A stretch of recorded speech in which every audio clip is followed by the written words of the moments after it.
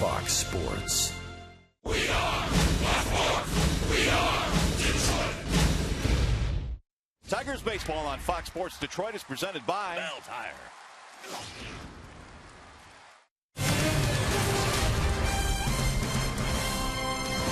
It is a gorgeous afternoon for baseball here in the Motor City. Today the Tigers going for a sweep. The Rockies are in town. The final game in this three-game series, and a look at the American League Central Division standings shows the Tigers have a 5-game lead on KC. Cleveland 6.5 back. Hi again, everyone. Welcome to Tigers Baseball. Mario and Pemba alongside Rod Allen. Glad to have you with us. Great night at the ballpark last night. Pitching, offense, hopefully more of the same today, Rod, and hopefully a sweep. This is a Rockies team the Tigers should beat. No doubt about that. I love the energy the Tigers have played with the last couple of days. They will see another left-hander in De La Rosa. He's outstanding pitcher. He's won 11 games, but the Tigers are 23-14 against left-handers, so hopefully they can sweep the Rockies right out of town. All right, what do you got on Anibal Sanchez? He will go today for the Tigers. He's been good early in starts, but the later it gets, well, they're trying to improve on that. Well, I like to see his concentration level go up. Seventh inning and beyond. He has absolutely cruised through the first 6 innings, but for whatever reason, once he gets to that 7th inning, he's ran into some trouble. And in a lot of these starts, Brad Ausmus really hasn't had a chance to get anybody up before the damage is done. You see a 2-6-7 innings 1 through 6, an ERA above 14 after that. We all know that Anibal, with his skill set, he's much, much better than that. He'll need to use all 4 quadrants of the strike zone today, mix in all those good breaking balls, almost like Porcello did yesterday, and he'll have a lot of success this afternoon. It is a great day for a sweep. We'll see if the Tigers can get it here today. After a short break, we send you back to the Call Sam Studios in Lindsay Hayes. Coming up in this one, Tigers have gotten 2 really good performances. Verlander and Porcello have each gone 8 innings. Hopefully more of the same today. Tigers and Rockies next.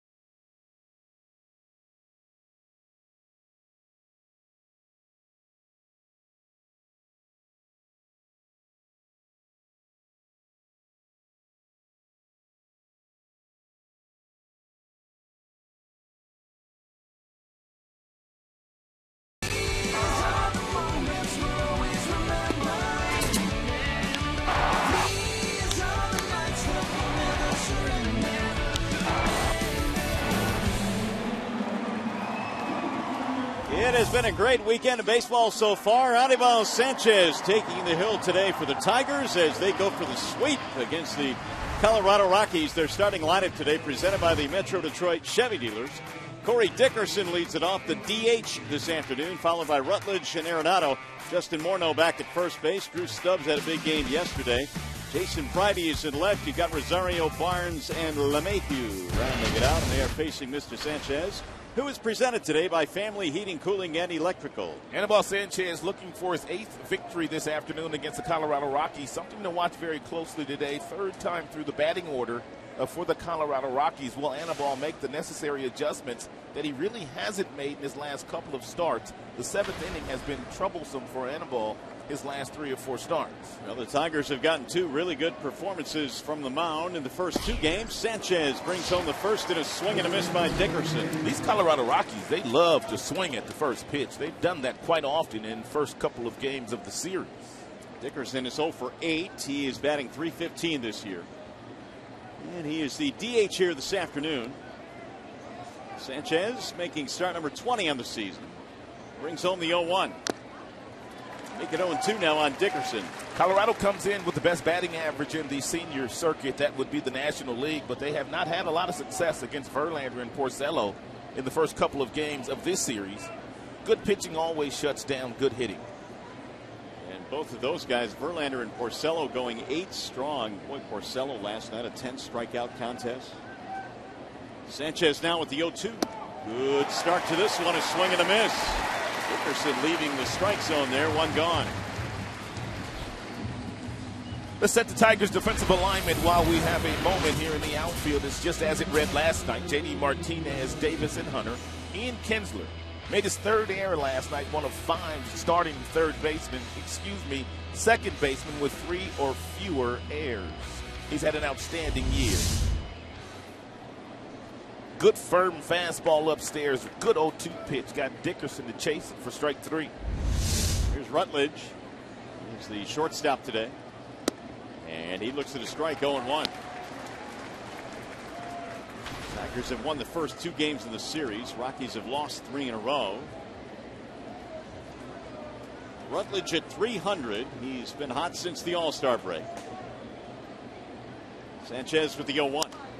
That's fouled back out of play.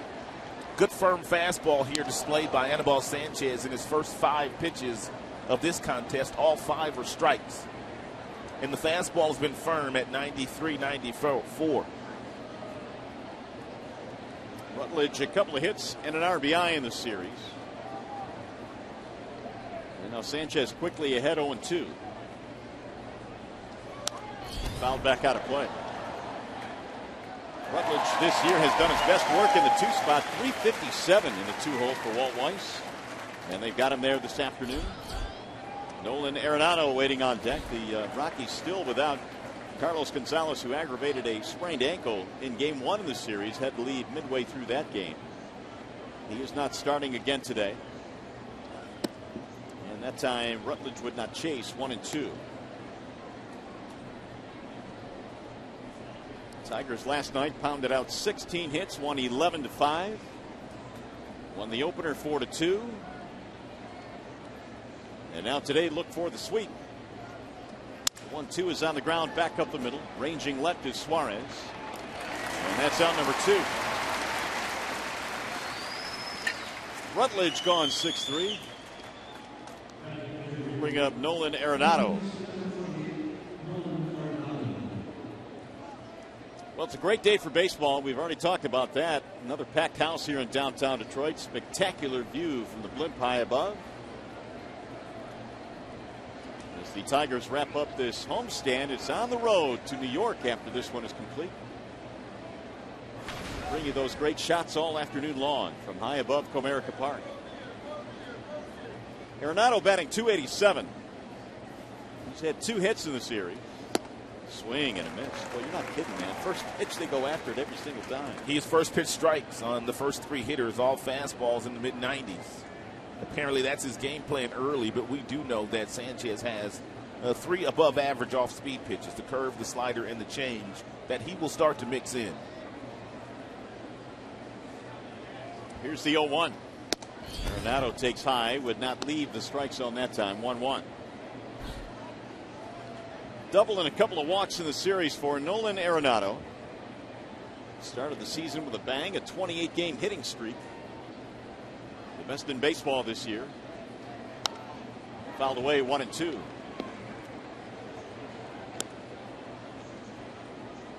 Sanchez took the loss in his last start against the White Sox. He lasted 6 1/3 in that contest.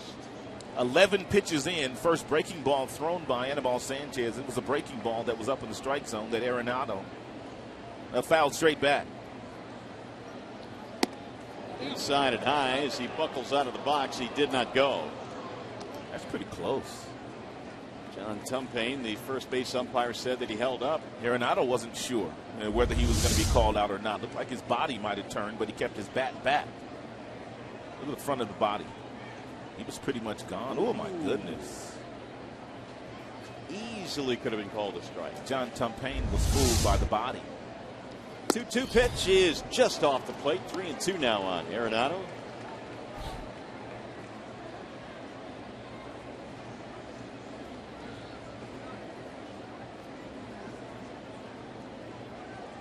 Sanchez in search of the 1-2-3 first inning. And a foul. Just got a piece of that one to stay alive. Anibal in his first 12 starts had not allowed a start in which he gave up 4 or more runs. That had just not happened in his first 12, but it's happened 5 times in his last 7 starts. And as you mentioned, Rod, it seems to unravel quickly sometimes. Yeah, sometimes Brad Ausmus can't even get anybody up in the bullpen by the time the opposition's put up a really crooked number against Sanchez in the 7th. We'll get back out of play. No doubt Brad Ausmus and Jeff Jones will be watching for that today. Should there be any issues with Sanchez if he goes that far in this contest.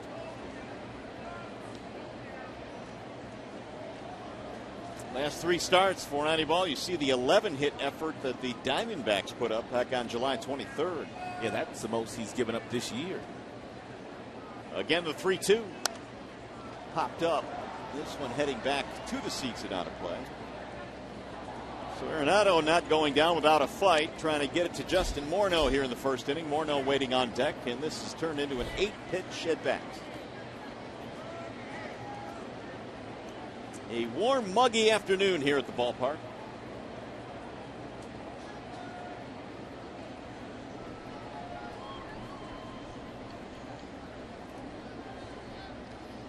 And that time it looked like he went. Yes, he did. John Tumpane rings him up this time. Sanchez, couple of strikeouts, 1-2-3 inning. Here come the Tigers in the bottom of the first.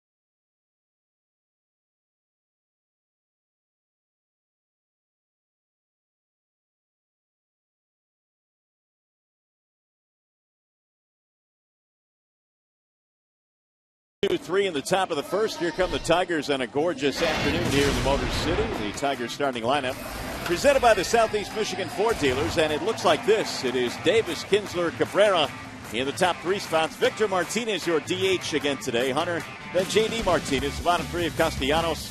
Alex Avila had a big night last night, and then Eugenio Suarez. They are facing the left-handed offerings of Jorge De La Rosa. Yeah, De La Rosa came off a hot month of July, making his 22nd start of the season, 11-6 with a 4.20 ERA. He's very interesting. The Colorado Rockies have had losing streaks of 3 games 4 different times, and he's been able to win that next game. So he's been somewhat of a stopper for them this year. Tim Hortons will be the sponsor of the starting defensive alignment for the Rockies. They've got Pride in left, Stubbs in center, Barnes in right, Rutledge, LeMahieu, Morneau, Arenado on the infield, and Rosario, who played first base last night, is the catcher today. Well, here is Rajai Davis to start things off. Rajai hitting leadoff in each of the first 3 games following the trade of Austin Jackson to Seattle.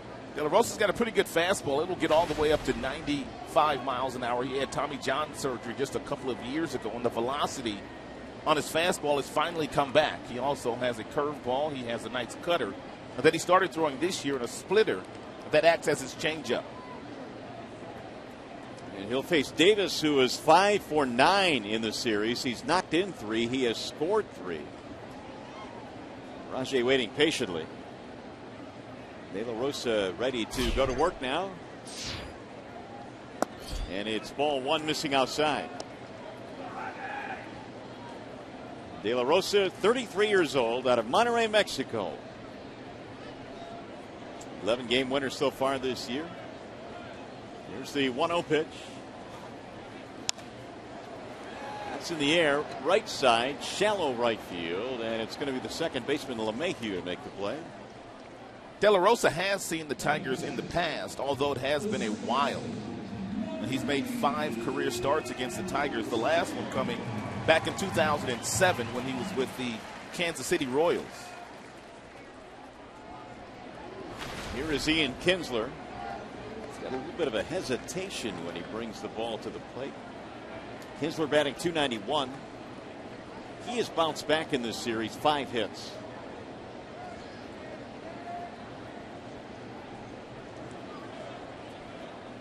De La Rosa hangs that right leg, and it's drilled toward left field on a line, and caught about knee high by Pridey. 2 up, 2 down. Now here's one look at the De La Rosa delivery and the hesitation that he has at a couple of different spots with that lead leg. One right there, then another one right there before he delivers the ball home.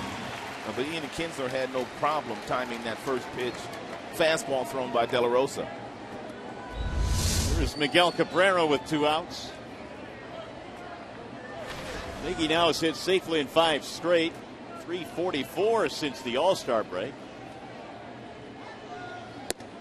And De La Rosa missed outside, 1-0. Miggy also has tremendous career numbers against Colorado Rockies pitching. No one has a better batting average than Miggy against Colorado. No active player. How about 406? That is pretty good. And you can imagine the slugging percentage is off the chain as well. The headline in the notes, in the game notes, is Miggy mashes the Rockies, and that is for certain.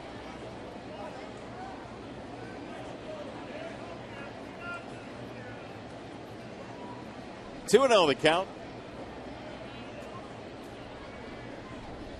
And that's way inside. De La Rosa giving him nothing to hit, 3-0. And you know what that headline will be tomorrow, don't you? Miggy mashes the Yankees? Absolutely. It seems like that's the headline every city the Tigers go to. It's pretty amazing, man. He just manhandles everybody. He's got himself a 3-0 count.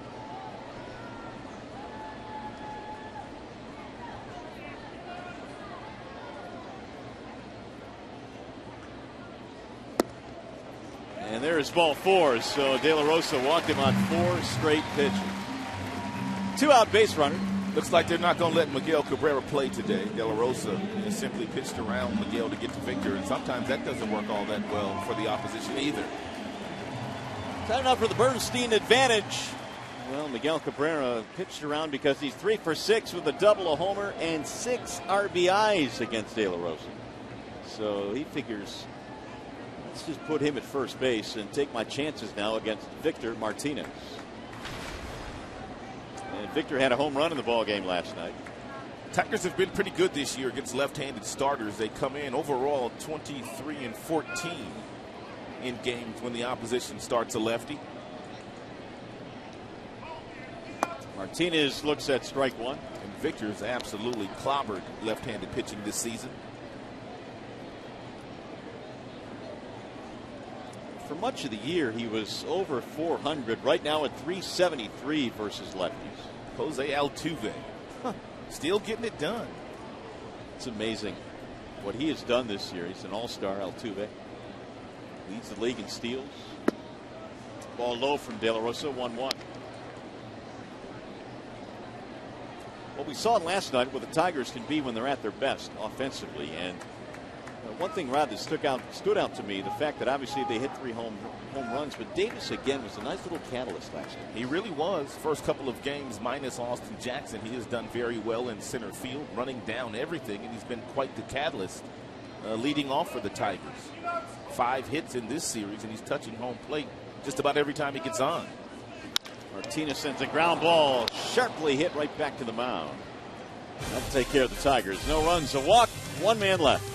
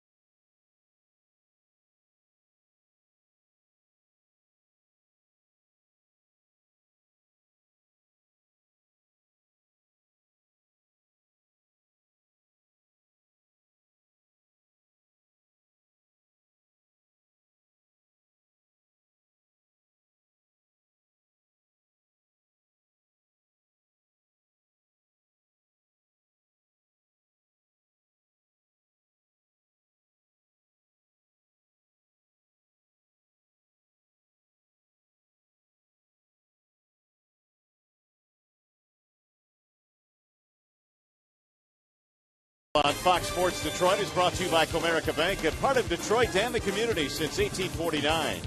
By Jeep, hurry in and get a great deal during the Jeep Summer Clearance Event. And by Hellman's Mayonnaise, bring out the best. Another packed house, a lot of kids here at the ballpark today. Great to see. The Tigers had a sellout last night. Ooh, they're making noise too. Here we go to the second, and Justin Morneau leads it off and fouls it away. Remember when your kids used to scream like that? I sure do. I used to go try to find the quietest place in the house. How did that work out? Didn't work out very well. They'll find you. They will. Here's a high fly ball. Shallow center field. Backing up is Suarez to the grass. And Morneau is out of there. 1 gone. By the way, here come the predictions for Player of the Game presented by McDonald's new triple cheeseburger for only $2. I'm going with Ian Kinsler today. I have Anibal Sanchez making that adjustment today, getting past the 6th inning into the 7th and beyond that today against Colorado. Shep's got Rajai Davis as his selection. Here's Drew Stubbs, who had a nice game yesterday. Stubbs, couple of extra base hits. Showing bunt. And it's 0-1. He's got outstanding speed, even running from that side of the batter's box. Very few right-handers in baseball get down the line as fast as Drew Stubbs. Former track star in high school. He's had a nice series, 4 for 8. And has driven in a couple. Not nearly swinging as much and missing as he had earlier in his career with Cincinnati, and then last year with the Cleveland Indians, where he spent just 1 year there with the Tribe. Yeah, we saw him quite a bit last year with Cleveland, and you're right, man. He struck out quite a bit. But he does have speed. He has power. Good defender, too. Yeah. And he got him, strike 3. Aniball's painting with that fastball today at 93. That last one, the Stubbs on the outside black. Stubbs could only watch it go by with the bat on his shoulder. Third strikeout of the game for Sanchez. Right in the outer edge. 2 up, 2 down, 5 straight retired by the Tigers righty. It's one thing to have a plus-plus fastball, which Sanchez has. It's a whole nother game when you have the kind of command that he has with his four-seam fastball. That's how you become elite, right? Elite. Jason Friday is the batter. Was at AAA Colorado Springs all year. Something else that he does very well, he could throw that fastball to all 4 quadrants of the strike zone, up and in, up and away, down and away, and down and in, which essentially gives him 4 different fastballs. 1-1 on Friday. 275 down at Colorado Springs with 43 RBIs, 10 home runs. Here's the 1-1. You played at Sky Sox Stadium in your career, didn't you? Had a lot of fun playing there for the Sky Sox. That was a great place to hit in. Had a great year there. The next year I went to Japan, so it worked out very well for me. Friday's been in the big leagues 4 straight years now, parts of 4 years. Send this one in the air down the left field line. Going to be a long run, and he can't quite get there. Martinez fell about a foot short. 1-2 the count. If I recall, in my broadcasting days, Colorado Springs, the ball was able to fly a little bit out of that park. All you had to do was touch it, get underneath it, and that high altitude. Saw some long home runs there. There are the career numbers for Friday.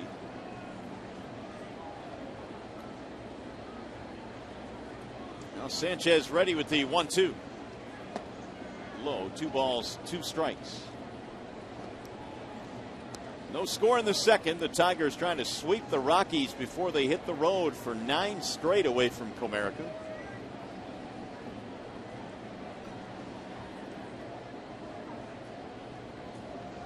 Here's the 2-2. Swing and a miss. He struck him out. Man, Sanchez looking good early. 4 strikeouts. 6 in a row retired.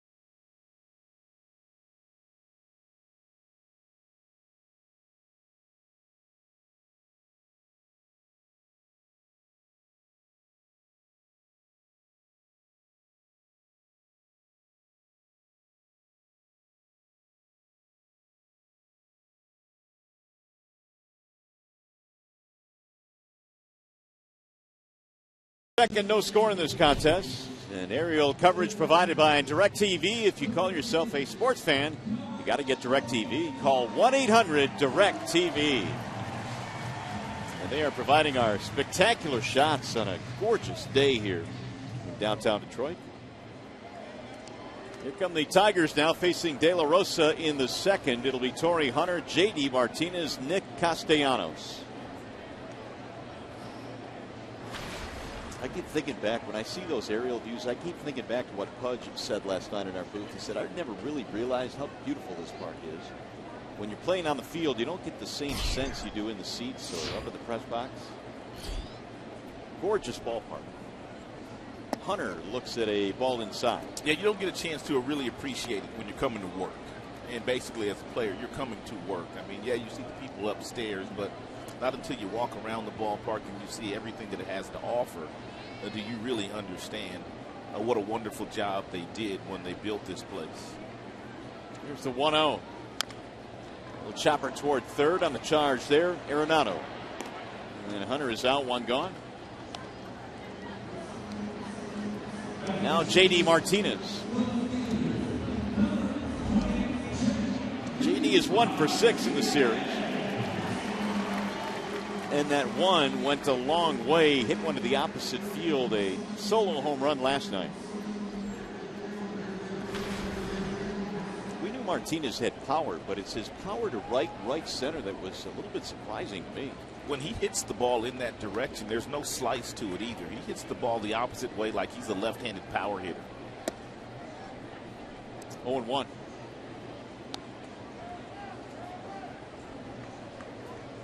J.D. has had 6 hits on the homestand.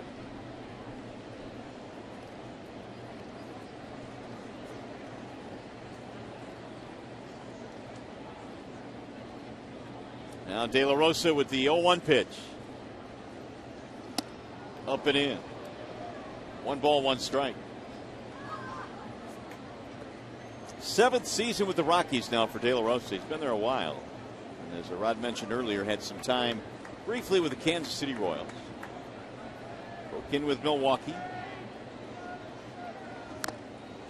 Martinez fouls it into the glove, 1-2. A lot of teams called the Colorado Rockies and kicked the tires on De La Rosa as far as a trading piece at the trade deadline, but they decided not to trade him. He is a free agent after this year, and the Colorado Rockies have said that they would like him to re-sign with the organization.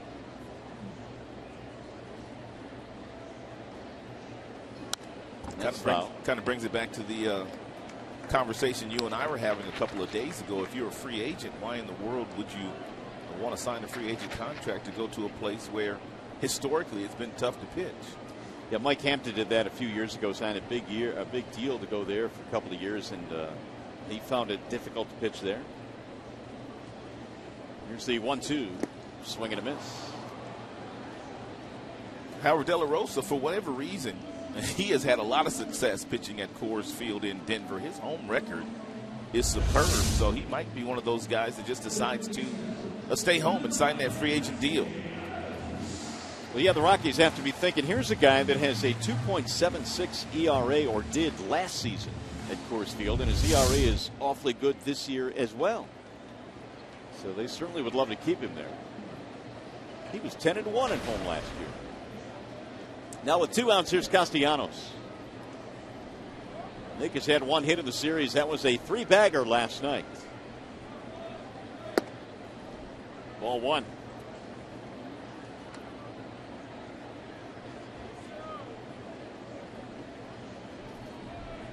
De La Rosa surrendering a 2-out walk, seemingly by design, to Cabrera back in the first, and now he's gotten 2 men here in the second.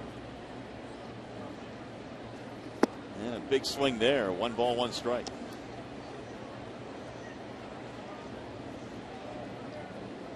Tigers, with their victory last night, earned their 60th win of the season. They check in today at 60-47.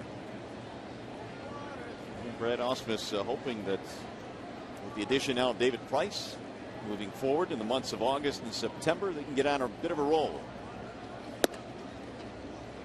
Because at least to this point, Kansas City and Cleveland are still hanging around. Tigers seemingly have had a little extra pep in their step the last couple of days.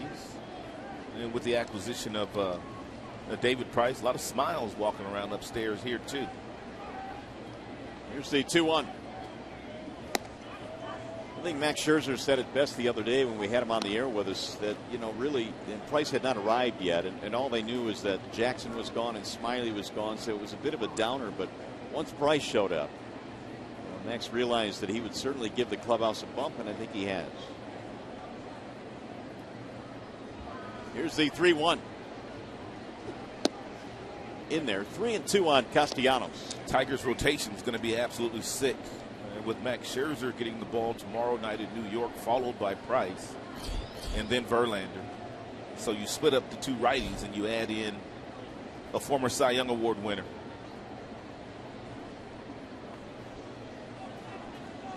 Now the 3-2. Ground ball left side. Diving stop at third by Arenado. His throw is in time. Well, that's a big league play right there by Nolan Arenado, Gold Glove winner.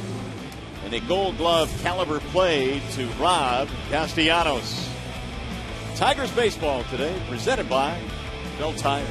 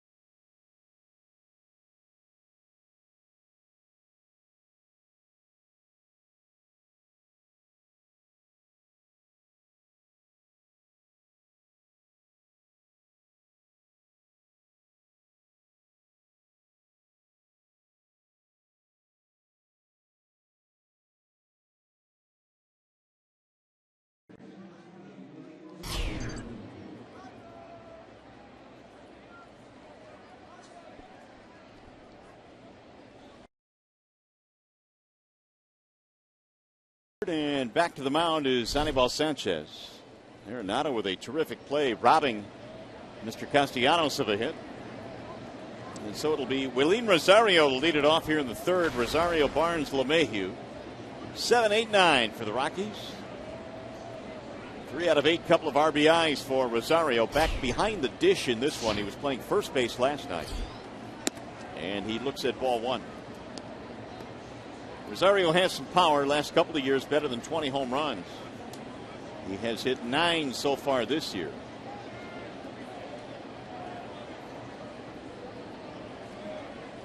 Now Sanchez ready with the 1-0. And it's right at the knees. 1-1 on Rosario. Rosario played in the Futures game not 1 year but twice, in 2010, 2011 when he was in the minor leagues. Futures game is a game that is played for minor leaguers during the All-Star break, where a couple of players are selected from each organization. The best, right? Minor league players. Stephen Moya played for the Tigers this year. He's having a great year. We're going to see him before the year's over. Think so? Absolutely. He'd be fun to watch. He's a big kid with raw power. We will see him, and they will take a look at him to see if there's a possible fit for later in the season. There's no question in my mind. Here's the 3-1. Big rip there by Rosario, 3-2. Great fastball today, and displayed by Sanchez, and he's even throwing that fastball in fastball counts by some of these Colorado Rocky hitters. That's just a four-seam fastball that splits the plate. Rosario and swung right underneath it. That huge swing that Rosario took. The 3-2 is spoiled back into the seats. Those pitches right there where Sanchez was trying to catch that outside corner. Rosario too close to take. Yep, as a catcher, and knowing the strike zone already of Bill Welke, you at least need to spoil that pitch, as he did.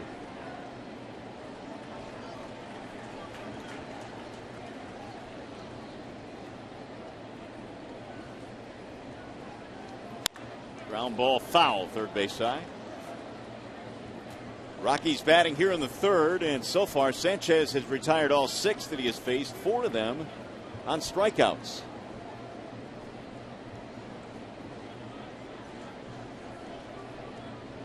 So Aniball's off to a great start in terms of the strikeout numbers. He has not reached double digits this year yet. He has 9 as a high. Porcello had 10 last night. Anibal had that strikeout game of 17 last year against the Atlanta Braves. You remember that game? Seems spectacular that night. That was in April. It was unreal to watch. So was Porcello last night with 10 punch outs. Here's the 9th pitch coming up in this at bat. And it's fouled back out of play. Rosario, who's in the batter's box last night, was commenting on Porcello before the game today, and he said his stuff was superb. Moving all over the strike zone. He seemed to be one step ahead of all the Colorado Rockies hitters, with the exception of Drew Stubbs, their center fielders. Ricky P was on one last night. Probably the best way to put it. He did seem like he was one step ahead all night long. There's a ground ball deep at short. Suarez. His throw is in time. Nicely done by Eugenio. That's a fine play there by Suarez. But let's take a look at Nolan Arenado, their third baseman, and how well he plays defensively. Mario told you he won a Gold Glove last year as a rookie. And that's 50 years since a rookie won a Gold Glove at third base. He goes to his left. He goes to his right. As a matter of fact, their manager, Walt Weiss, their manager who played a long, long time at a premium position in the big league shortstop, called Arenado the best third baseman he'd seen, that he's ever seen. Whoa. Well, that's heady praise. And he played alongside Carney Lansford, who was a pretty good third baseman. So ball outside to Brandon Barnes. Arenado's already made one real nice play in this game, taking a base hit away from Nick Castellanos.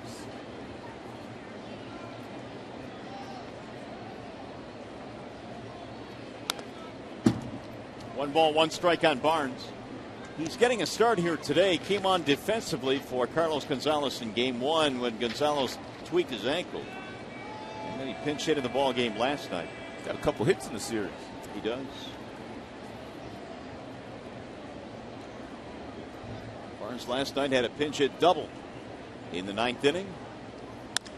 He'll loop that one back a second, base hit. They cannot keep him off the bases. That'll be the first hit of the game for the Rockies. And their first base runner as well. Looked like a changeup. It's 89 miles an hour, so it's a hard changeup if it is a changeup, but a real nice piece of hitting here by Barnes. They can't really get him out. It's a breaking ball, slide piece down. And look at him go down and get it right off the plate. You really can't locate a pitch better than that. And sometimes you just have to tip your cap to the hitter.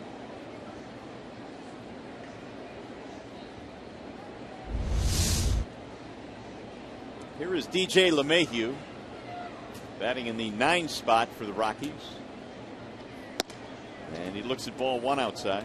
DJ LeMahieu, that sounds like he ought to be spinning the 1s and 2s somewhere tonight in New York.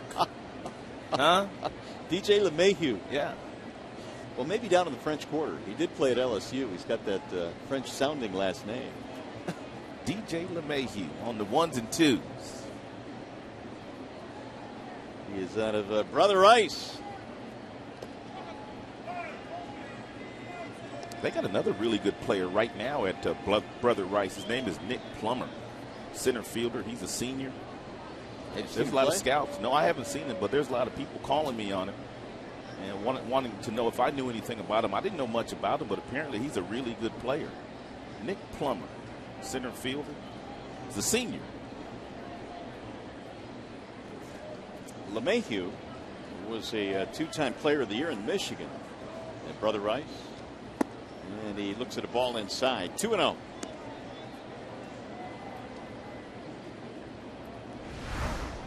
There he is in his high school days from 04 to 07 at Brother Rice.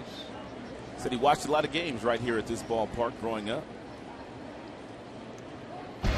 He actually moved around a lot when he was a youngster. Lived in California. That's where he was born, actually. And then moved to Las Vegas, then to Wisconsin, and then eventually Bloomfield. There goes the runner, and it's a ground ball to short. There is no time to throw to second with the runner on the move, so LeMahieu is out. And Barnes moves to second. Nice job there by Walt Weiss putting the runner in motion, hit and run fashion. As Suarez took one quick peek to second, couldn't get the out there, so just threw flat-footed across the diamond to Miguel. Just like Walt Weiss used to do it. Yeah, he was sweet at shortstop. Coaching his son's high school baseball and football team in 2012. In 2013, named the manager of the Colorado Rockies. I guess it really doesn't matter where you get your experience if you have some tremendous baseball knowledge and you know how to handle people. And he's got a big league pedigree, played quite a bit in the big leagues, 14 seasons. Here is Dickerson batting with 2 outs. .314 batting average for Dickerson. Weiss played in Oakland, Florida, Colorado, and Atlanta. The 0-1. Make it 0-2. Walt Weiss played on those real good Oakland teams back in the day. Bash brothers, Canseco, McGuire. Ricky Henderson was rolling through there. Managed by Tony La Russa.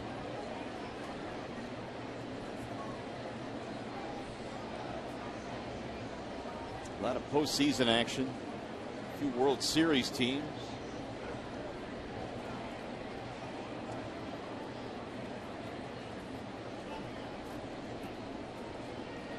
And Dickerson stepping out. Down in the count 0-2. Anibal had been working at a pretty good pace.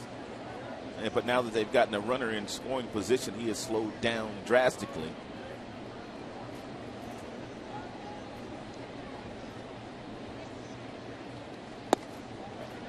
Just missed the outside corner, 1-2. Dickerson struck out to start the ball game. He's 0 for 1. Here's where Anibal has been making a few mistakes in his last few starts. No problem getting ahead. But with 2 strikes, sometimes he gets a little bit too much plate.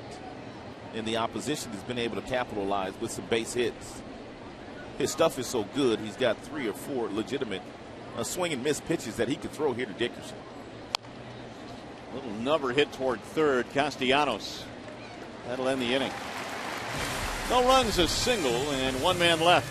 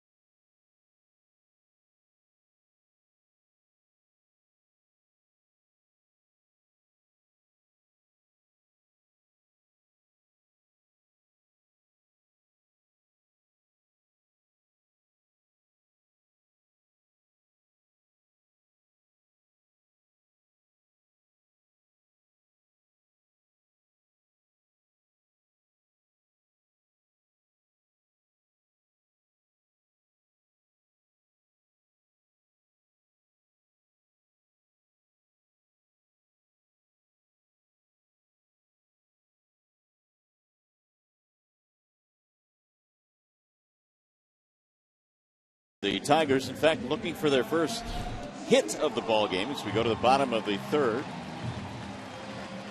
Alex Avila will lead it off on a spectacular Sunday afternoon here at a packed Comerica Park.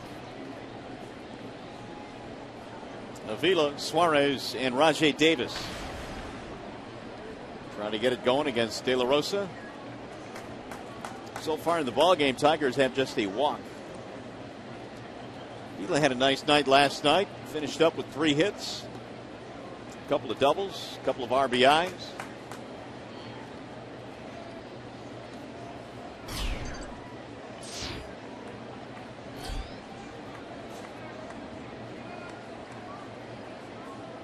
Swing and a miss, 0-1. Avila now at 223. He's knocked in 29 this season.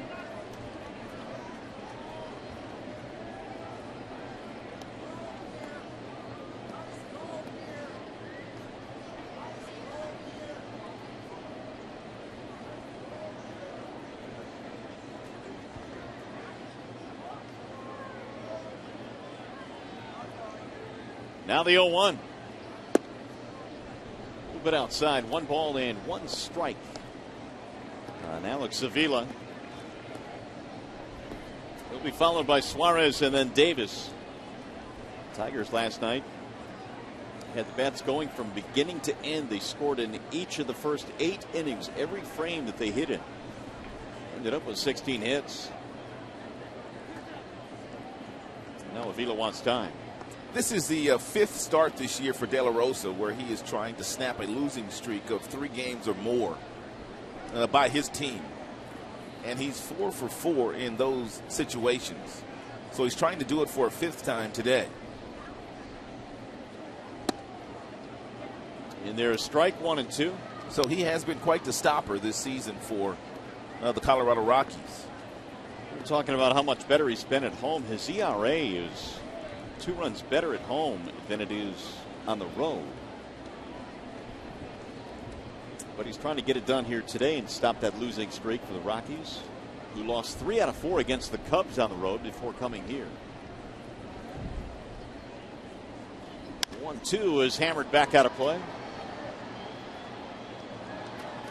These numbers right here, even though De La Rosa is a free agent after the season, he is awfully comfortable pitching at a place where usually most aren't.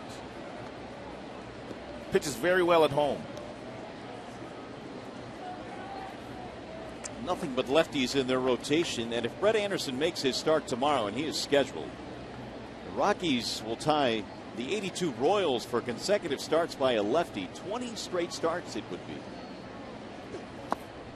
Low and outside, 2-2.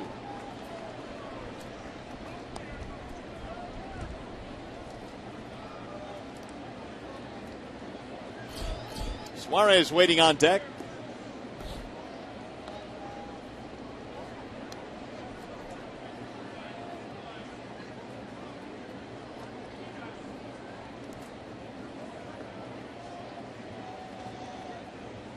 De La Rosa waiting patiently on Avila. Now the 2-2. Bouncing ball right side of the infield. DJ LeMahieu has it there. 1 gone. While we have a chance, let's check in now with Shannon Hogan. Well, there was a very special ceremony before the game for our dear friend Mario and Peppa. The Detroit Sports Broadcasters Association wanted to recognize Mario for his excellence in sports broadcasting. He won the Ty Tyson Award. So Mario, from your Fox Sports Detroit family, congratulations. It's well deserved. And I know all the fans at home, of course, love listening to you and, of course, Rod. So I'll send it back up to you. I have to say, this might be the nicest day for a day game of baseball here at Comerica Park that we've had all year long. It's been spectacular, Shannon. There's no doubt about that. Thank you for doing that. I appreciate it. Of course. You know, I must say, though, and you're part of the crew here, which makes it easy. I mean, we've got a great production crew. Of course, Rod seated to my right makes it easy every single night, so it's more of a team thing in my eyes than anything else. But thank you. That's well, thank nice. you for saying that, but it's your day. It's your award. It was Pudge's day yesterday. Now it's your day oh, yeah. today. Yeah. That's how you roll. Yep, Pudge and me, baby. Pudge one day and Pim with the next day. 1 and 1A. That's quite an honor, though. I mean, Ernie Harwell has won that award. Dan Dickerson has won that award. Josh Lewin has won that award, so well deserved. Thank you, sir. Boy, how about Arenado? He's putting on a show today. He is no joke. How did he make that play? He is as good as advertised at that third base position. This is a play that he made earlier in the game, taking a base hit away from Castellanos, diving to the left, getting up, throwing accurately across the diamond. Now he goes in the other direction, taking a double away from Suarez down the third base line. So this guy's got really good feet. Outstanding feet. He almost did a somersault there. He threw from one knee, underneath. Well, when you don't get a chance to see a guy play every day, you're amazed at plays like this. And he's made 2 really good ones already in this game. Davis looks at a ball inside. So the Tigers should have 2 hits on the board, 1 for Castellanos and 1 for Suarez, but they've been robbed by Nolan Arenado. 301 batting average for Davis. And he drives one to center field. That ball is going to get down. Base hit. Rajay thinking 2. He's going to try it. Here's the relay. Not in time. Double. He is so fast. It literally seems like, and it's impossible to do, but it literally seems like Rajay Davis outruns the baseball. He makes great decisions after hitting this ball into center field. Once he got to first base, he hesitated just for a moment. And then he saw Drew throw the ball to the cutoff man, so he jetted for second, able to make it safely with a head-first slide. He slows down momentarily, and then he makes a decision, I could get to second base because he threw it to the cutoff man instead of throwing that ball to second base. I don't know why Stubbs did that. I don't either, but I do know this. It's a double for Davis. He can even hesitate around the bag and still beat the relay. Where he got that ball in his glove in the outfield, Stubbs, you don't need a cutoff man to throw the ball to second base. Well, we'll see if the Tigers can take advantage now. Ian Kinsler looks at a ball high. Kinsler hit the ball hard his first time up, but straight at Pridey, the left fielder. Tigers finally have their first hit in this contest. Rajay's uniform all messed up already.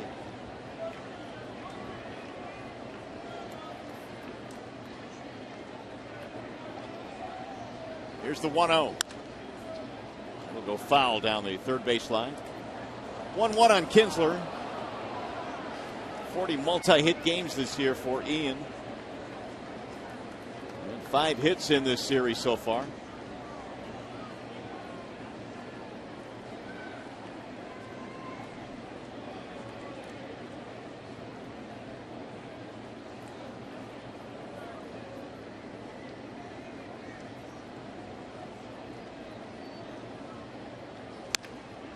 Down the left field line, hooking foul.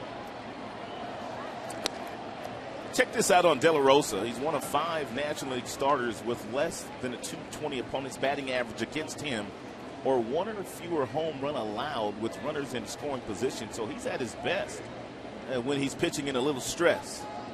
And I'm starting to understand now why so many teams were, as you say, kicking the tires on De La Rosa at the trading deadline. And a lot of teams are interested in perhaps picking him up, but he's still with the Rockies. There's the 1-2. And hit him. Kinsler hit by the pitch. Well, something's got to give here. You've got the game's best right-handed hitter going up against a left-hander. He wears out Colorado Rockies pitching, and he's been one of the best the last 10 years with hitting in runners in scoring position. So we'll see. So the hit batter further complicates things now for De La Rosa, who's got to deal with Cabrera with 2 men on. He pitched around Miguel Cabrera his first time up. He simply gave him a free pass with 2 outs and nobody on base. He still has an open base if he doesn't want to pitch to Miggy. That open base just happens to be third base in this particular situation, but it is an open base. 2 on, 2 out.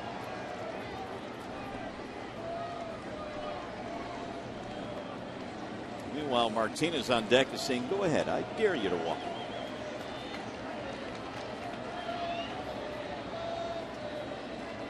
Victor homered last night after Miggy was walked intentionally. A swing and a miss. Good cut fastball there at 88. That's a pitch that he's just started throwing this year, but he's been pretty good with it. But most guys that do throw cut fastballs, because there's no depth, there's no north to south movement. A lot of times you make mistakes with those pitches because they're flat. 2-out double by Davis. Kinsler hit by pitch.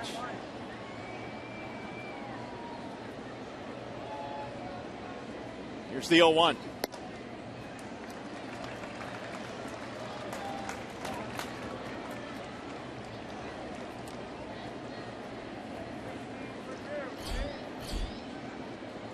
Gave you those numbers earlier. Cabrera was 3 for 6 against De La Rosa as you look at his totals right now. But he had 6 RBIs against De La Rosa.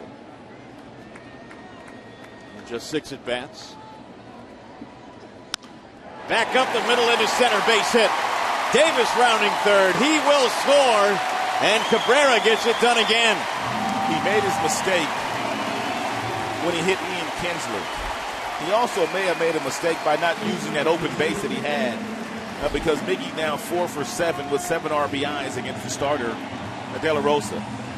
We're going to make it our bell tire pitch by pitch. Good pitch here. Good cut fastball tied Miggy up. And now Miggy pretty much setting for another fastball. He got it drifted right back up the box to drive in Rajai Davis.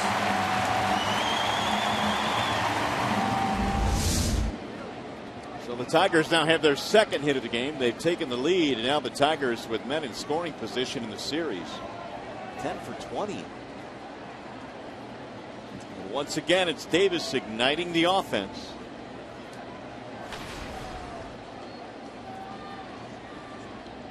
Now Martinez, who hit one back to the mound his first time up.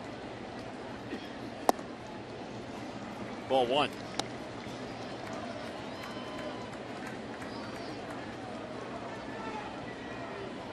Victor hit a 3-run shot in the ball game last night.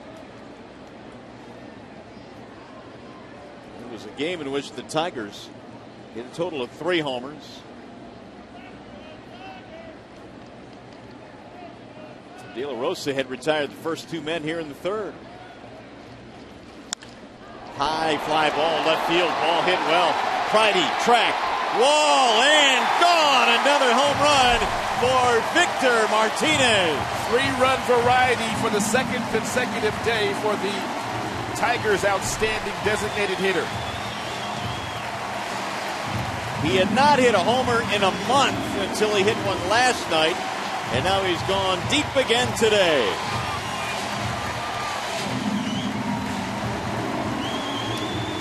And just like that, it's 4-0. We gave you the numbers on De La Rosa and just how well he does with runners in scoring position, but the league that he plays in, there's not many guys like Mickey. There's not many guys like Victor. Look at Victor go to the bottom of the zone on that little breaking ball and flip it out to left field. Great concentration, great balance through the swing, and he got underneath it and got enough of it to hit it out of here.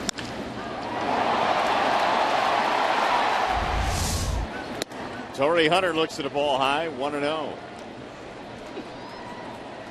So the great play by Arenado was the second out of the inning, but all downhill after that. A double, a hit batter, a single, and a homer. And last couple of home runs hit by Victor Martinez, both have come right-handed. And that was after going, what, a month without a home run going into last night's game for Victor. July 3rd. And so Martinez now with 23, which leaves him 2 shy of his career high. Here's the 2-0. Torrey fouls it off, 2-1. Hunter bounced out his first time up.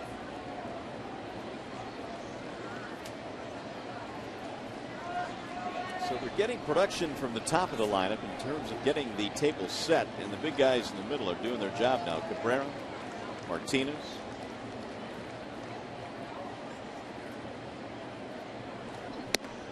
And Torrey Hunter now has worked nicely into the 5 spot in the lineup. He is hitting .308 from that spot this year. Yeah, that's what the little guys do. They set the table, and so the big guys can eat.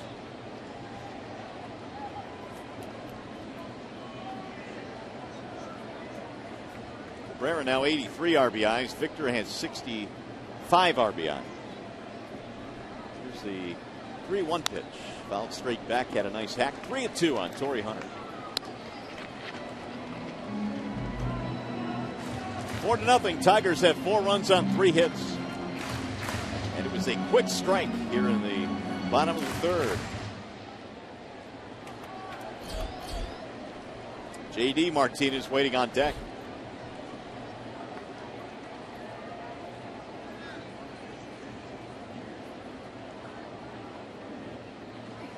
Swing and a miss. Hunter is out. That'll end the inning.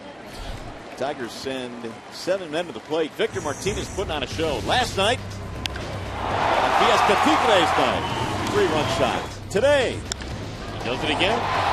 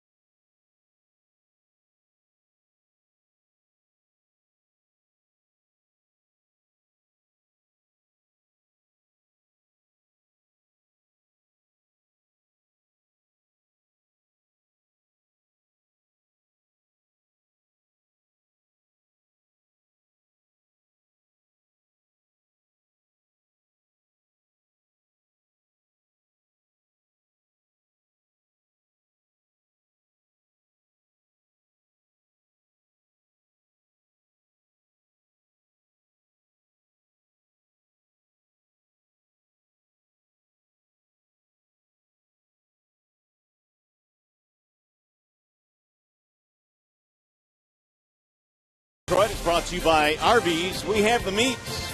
And by Bell Tire. Get the lowest tire price, period. Bell Tire. Well, a nice day just got a little bit nicer. The Tigers score 4 runs. And they take that lead now to the 4th inning here at Comerica. 4 runs on 3 hits. No runs, 1 hit for the Rockies. Sanchez, a little bit of a cushion to work with now. As we go to the 4th, it'll be Josh Rutledge. Begin things here for the Rockies. Then Arenado and Morneau. Ball 1 missing outside. It's a big inning here for Anibal Sanchez. He has pretty much cruised through the first 3 innings. He'll need to go out there and make sure that he puts up another 0 while his team has taken over the momentum in this game. You got a ground out to the shortstop from Rutledge his first time up. A couple of starts ago in Arizona, Anibal had a big lead. It was a 7-0 lead. The Tigers staked him too early, and he said he lost his focus because he had that big lead. He did not continue to use all of his pitches. Expect him to continue to use all his pitches here today. 1-2 the count on Rutledge.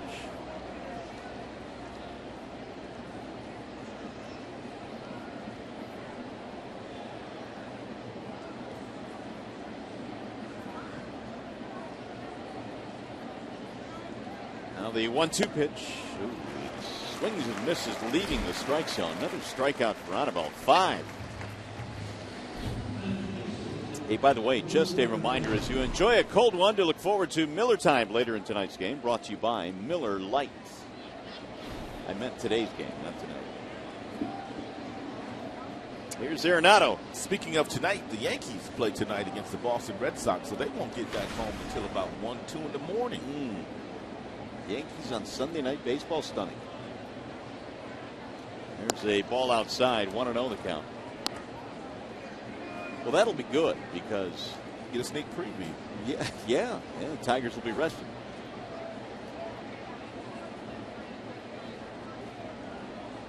Here's the 1-0 pitch. Swing and a miss. 1 ball, 1 strike.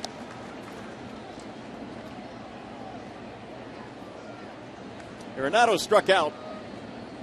That was back in the first inning, but he's made 2 sparkling defensive plays. He was rated the #1 prospect in the Rockies organization going into last year. You can see why. Yeah. You really can. I mean, the 2 plays he has made defensively here have been really, really good. And offensively, despite an injury earlier this year, still pretty good numbers. You got to go back 50 years for a rookie third baseman to have won a Gold Glove. And he didn't come to the movies until toward the tail end of April last season. Got out in front of that one, pocket straight up left field for J.D. Martinez. 2 up, 2 down in the 4th.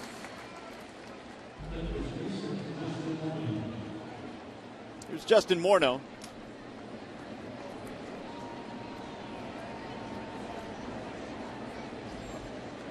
Morneau loves to swing at that first pitch. He flied out to center field back in the 2nd. He's right at home in this ballpark. Morneau has done a lot of damage here at Comerica Park. Grounds the first pitch foul. Of course, he was wearing the Minnesota Twins uniform at that time. Look how svelte he looks these days. He looks good. Said they're taking really good care of him out in Colorado. He's driving in a 1 run nearly every 5 plate appearances. He's having a good year. Not that he ever was unsvelte, but he really has trimmed down. Here's the 0-1 pitch, and now it's 0-2. They cannot lay off that 4-seam fastball that Anibal Sanchez continues to throw upstairs at 94 miles an hour. Several of their hitters have tried to catch up to it, and none have been successful. Morneau right now with a 7-game streak. Missed it outside, 1-2. What is it about that pitch? And most guys realize they're not going to be able to catch up to it at the letters, yet they still can't stop. You think you can catch up to it when you see it up there, though. And because of that little hip turn that Anibal Sanchez has, he hides the baseball very well. And you don't pick it up very well. And that before you swing that bat, that fastball's by you. So there is some deception in Anibal Sanchez's delivery, which allows him to get on top of you with that fastball.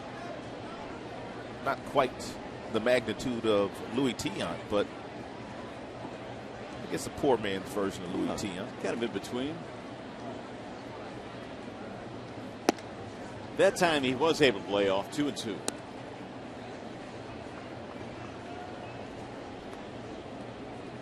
Mostly fastballs today. He's sprinkled in a few changeups, and he's thrown quite a few breaking balls, whether it be the curveball or his slider.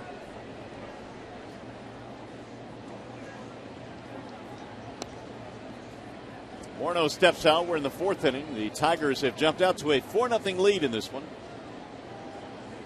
2 out, nobody on. Ground ball second base side for Kinsler. And that's going to be a 1-2-3 for Sanchez. Bottom of the 4th coming up. Tigers up by 4 on another Kids Day here at the ballpark.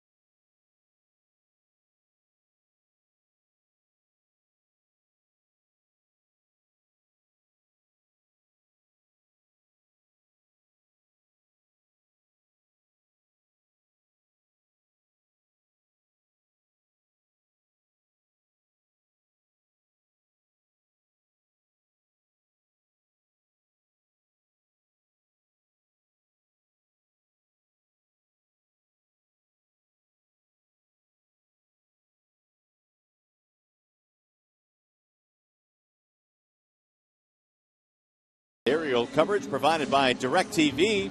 If you call yourself a sports fan, you got to get DirecTV. Call 1-800-DirecTV. Well, it is time now for you to tweet your photo using hashtag DetroitFanPhoto for a chance to have it shown in an upcoming game broadcast. DetroitFanPhoto is the hashtag. It's brought to you by AT&T. Here's J.D. Martinez leading it off. Tigers trying to add to their 4-0 advantage here in the bottom of the fourth. Martinez struck out his first time up. Tried to check it, but he went. 0-1 on Martinez. Castellanos will follow, and then Alex Avila.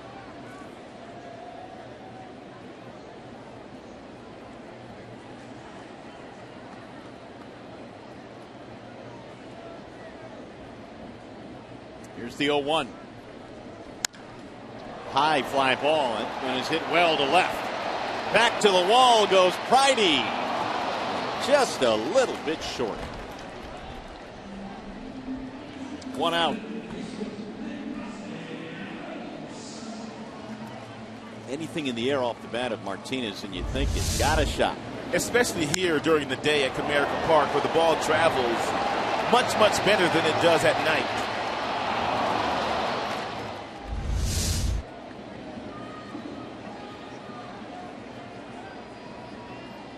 Here's Castellanos. Had a base hit taken away and a nice play by Arenado at third base. Strike one.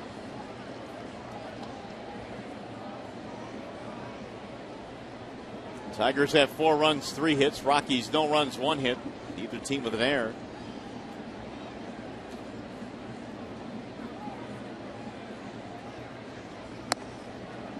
A little bit high. 1 ball, 1 strike on Castellanos.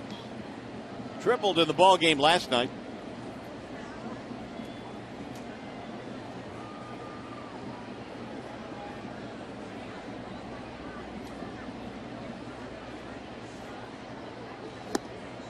One and 2.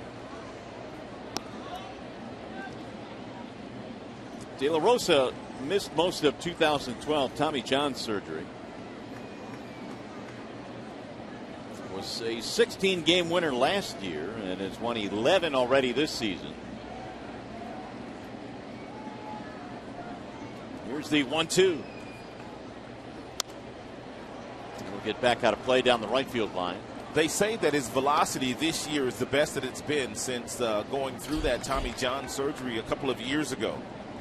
He can top out at about 95 miles an hour, although he pitches right around 90 to 91 with his fastball.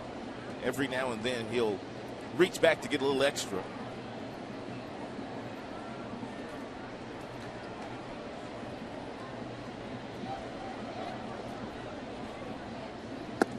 Castellanos takes low, run the count to 2 balls, 2 strikes. He likes to get swings and misses from the right-handers on his split-fingered fastball. It acts like his changeup. It's got some nice tumbling action to it. He's thrown quite a few already today.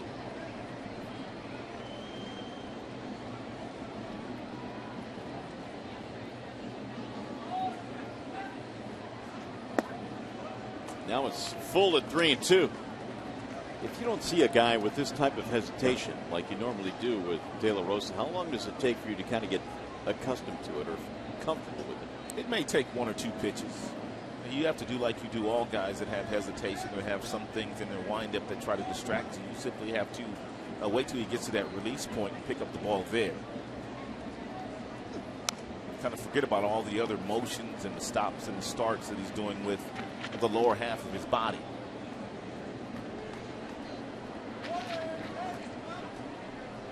One out, nobody on, 4th inning. Tigers on top 4-0. They scored all 4 of theirs in the 3rd, highlighting that 3rd inning was Victor Martinez's 3-run shot.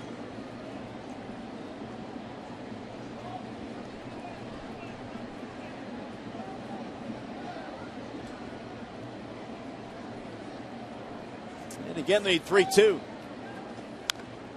Another foul by Castellanos. Here's one more look at the delivery by De La Rosa. Got a couple of hesitations. One there. Then he takes it back a little further and hesitates, but you just pick the ball up right there. That's where you're looking right now, where he throws out of that window, and that's all you look at. That's all you concentrate on as the window that he's throwing that ball out of.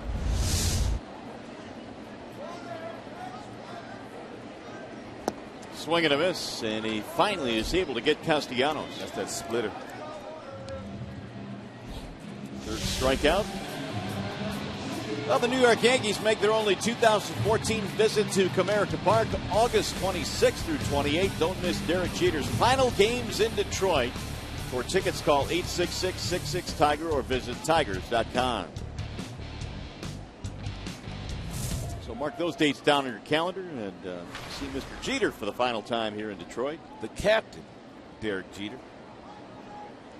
Here's Alex Avila.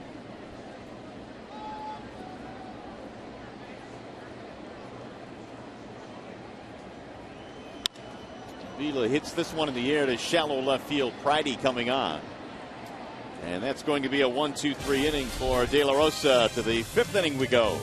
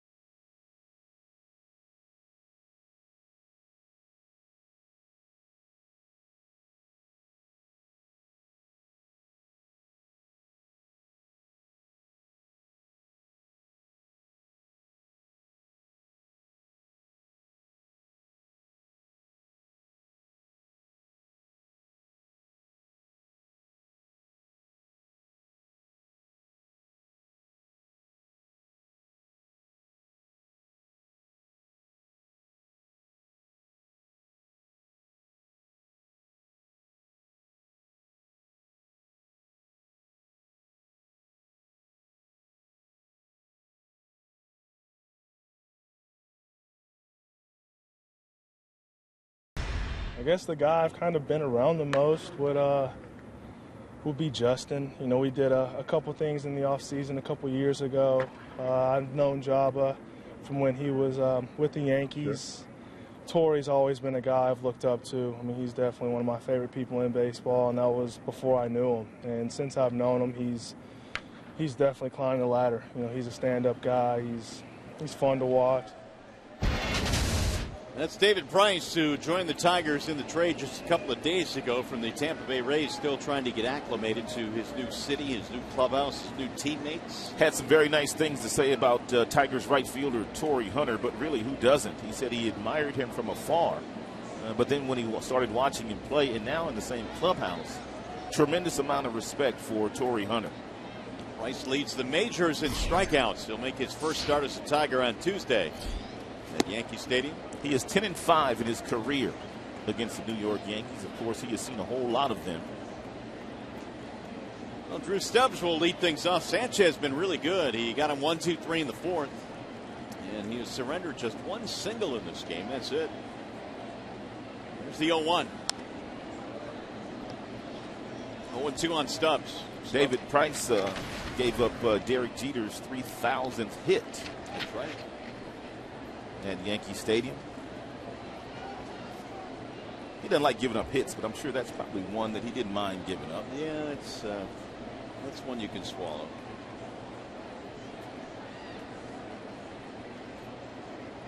Here's the 0-2. Strike 3. Animal is on a straight roll today, and he's gotten it done mostly with that four-seam fastball. He's been very aggressive with his four-seam fastball today. And we told you earlier, he can pretty much throw it wherever he wants to.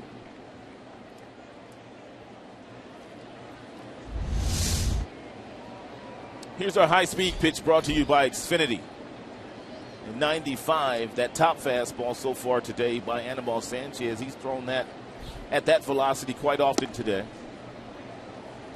6 strikeouts now for Sanchez. He got Pridey back in the second via the strikeout. He's retired 6 in a row. The only base runner they've had was a single by Barnes in the third. That's it. And Porcello struck out 10 last night, looking like Sanchez might get there today. 1 ball, 1 strike.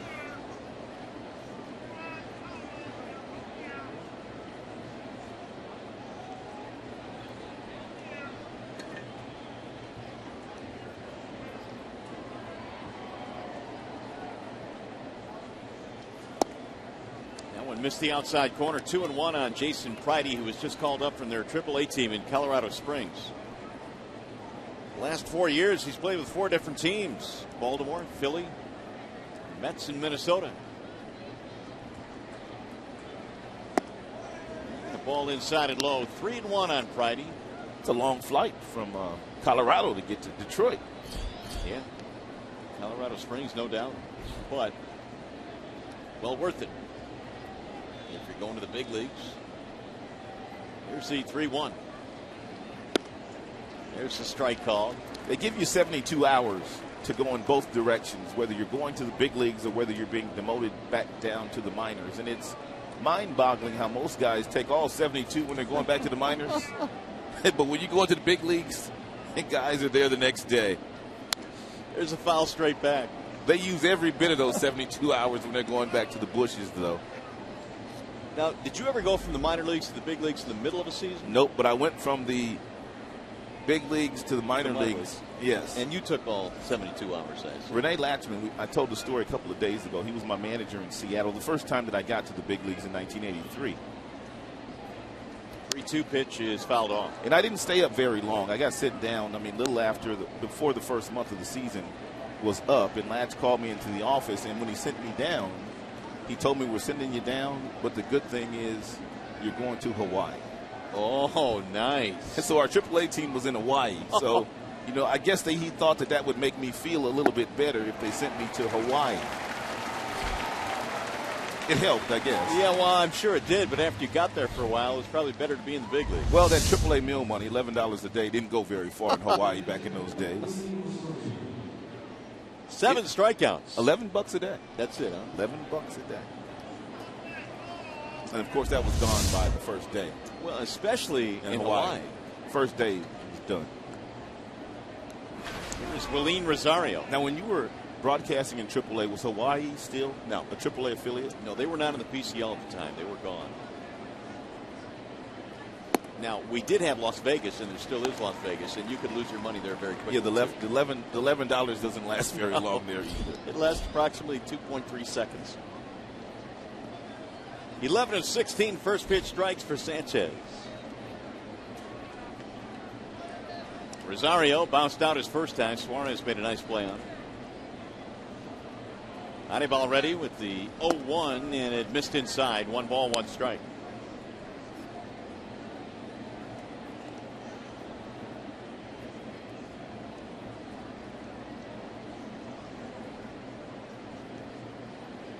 Rosario, a couple of RBIs to the series, 3 hits.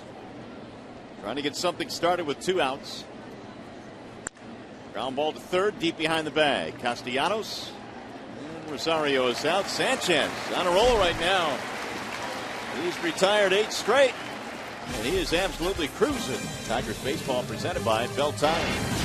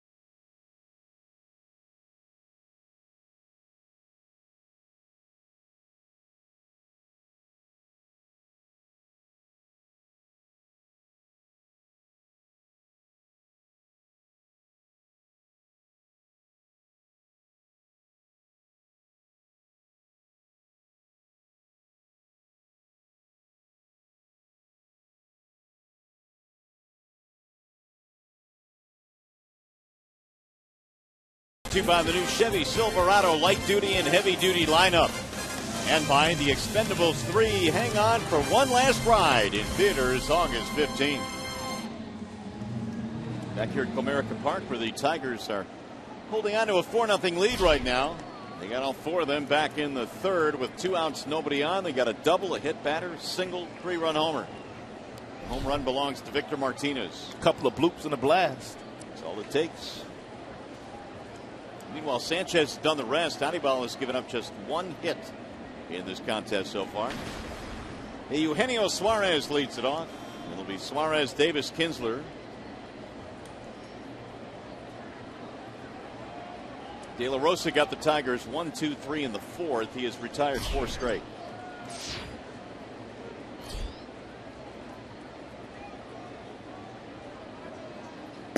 Suarez had a hit taken away on a tumbling play by Arenado. It was back in the 3rd.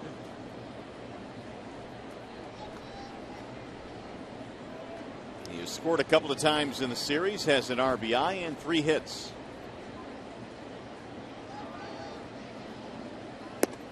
Missed it outside, 2-0 the count. I think overall Rod Suarez has done a nice job of kind of getting acclimated to the big leagues. He's played a premium position, obviously an important position on the infield, and has held his own. He doesn't look to be in awe of his surroundings for a very young player. That is hit in the air. Shallow right field, moving in is Barnes. 1 gone. And Suarez has made nearly all the plays at shortstop, and he's come up with some big hits as well. They got him that time. He's 0 for 2 in this game, and now Rajai Davis. Rajai lit the match in the 3rd inning with a double to get it started. Rajai 6 hits in the series against the Colorado Rockies. All 3 in the leadoff spot.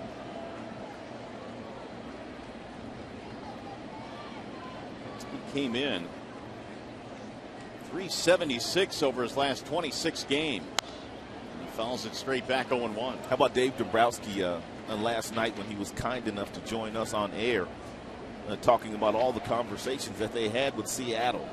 And this is even before they got together on the 3-team trade. They kept asking for Austin Jackson. They wouldn't come off Austin. Well, they got Jackson. Tigers got David Price. Tampa got Drew Smiley. Popped up. Left side of the infield. And Arenado will one-hand it. 2 gone. I find it fascinating how those deals come together. And Dave kind of gave us a glimpse on how the Price thing came together, because there were 2 or 3 guys, Jim Leland included, saying, you know what, maybe we should look at Price. And so much focus was put on helping out the bullpen. Mike Russell, another one of his chief lieutenants, outstanding professional scout, also recommended David Price.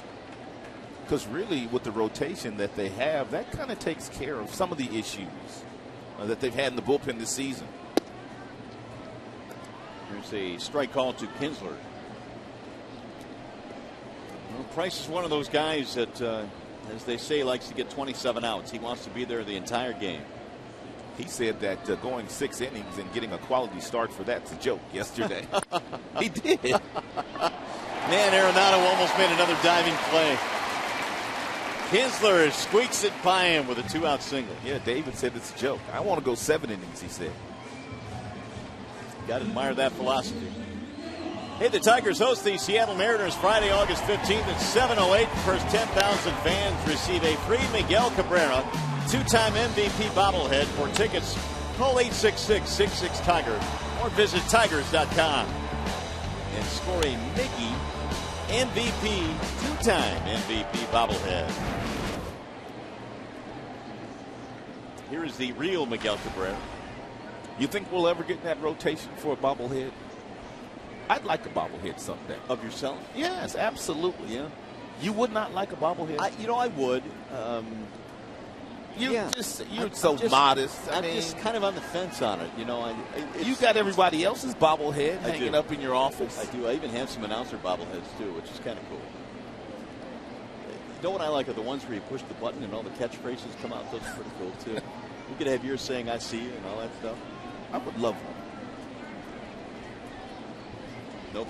Get on that. No balls, strike on Cabrera. Sounds like you're campaigning pretty good right now. I am.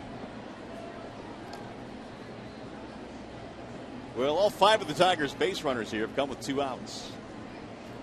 A single by Kinsler has kept the door open now for Miggy.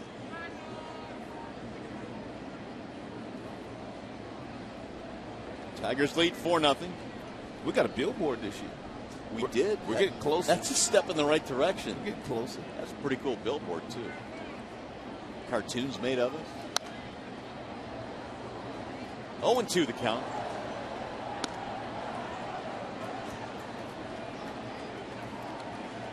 What we got on De La Rosa here? 70 now. In the 26-pitch third. Yeah, only one stressful inning for De La Rosa.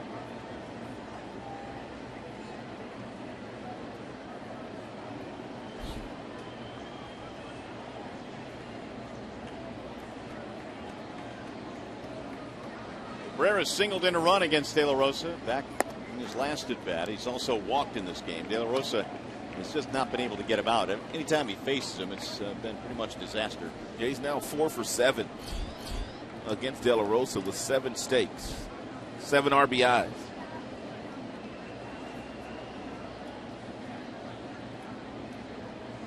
Here's where De La Rosa likes to throw that splitter / changeup. We'll see if Miguel is able to lay off of it if it's down in the strike zone.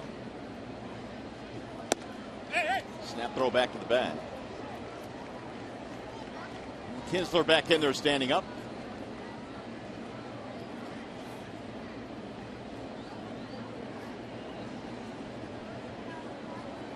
Miguel and Rosario, the catcher, having a really nice conversation right now. But what's new? Miggy talks to everybody.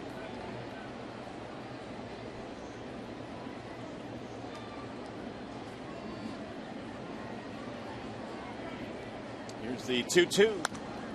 Lifted back out of play. When you played, did you have any catchers that would chatter at you when you were in the box and try and get you off your game? Just the one, very young in my career, and it was Tony Pena. Oh, yeah. He talked a lot. Most of that was in rookie ball and instructional league our first few years. I also played in Dominican Republic, a couple of different winters. Yeah, but Tony Pena, he could chop it up with the best of them. Did you ever get to the point where you just told him to knock it off? There were times where Tony Pena back in the day would tell you fastballs come. Here comes the fastball. Right back up the middle this time, knocked down by De La Rosa. Oh, he can't pick it up. Everybody is safe. They should give Miguel an infield single on that. I hope so. It is infield hit. Miguel does not get many infield singles, but when the big fella has to run that hard to get down to first base safely, you might as well give him a knock. It's a nice job here by De La Rosa, who knocked this ball down. It was headed right back up the middle. He swiped it toward first baseline. And then Miguel looking at him as he tried to pick it up. De La Rosa whiffed when he reached down to get it in. And Miggy safely gets to first base.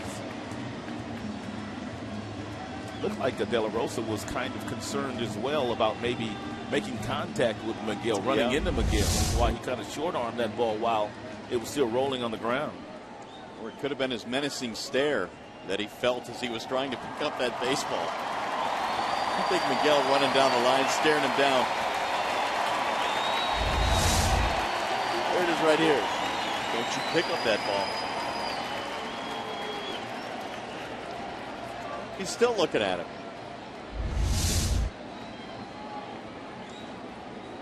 So there are 2 on now with 2 outs.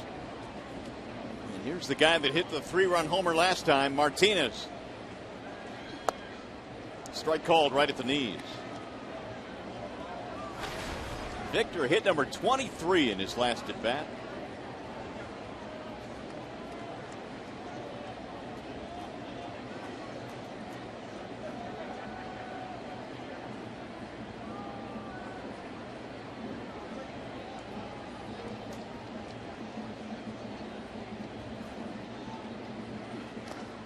Good block there by Rosario. Here's the home run that Victor hit back in the 3rd inning. 3-run variety. It was a breaking pitch at the bottom of the strike zone. Victor went down to get it like he was looking for it, and he flipped it out of here. 23 home runs now for Victor. What's his career high? 26? 25. 25? Cleveland. So he'll get there. Just a matter of time.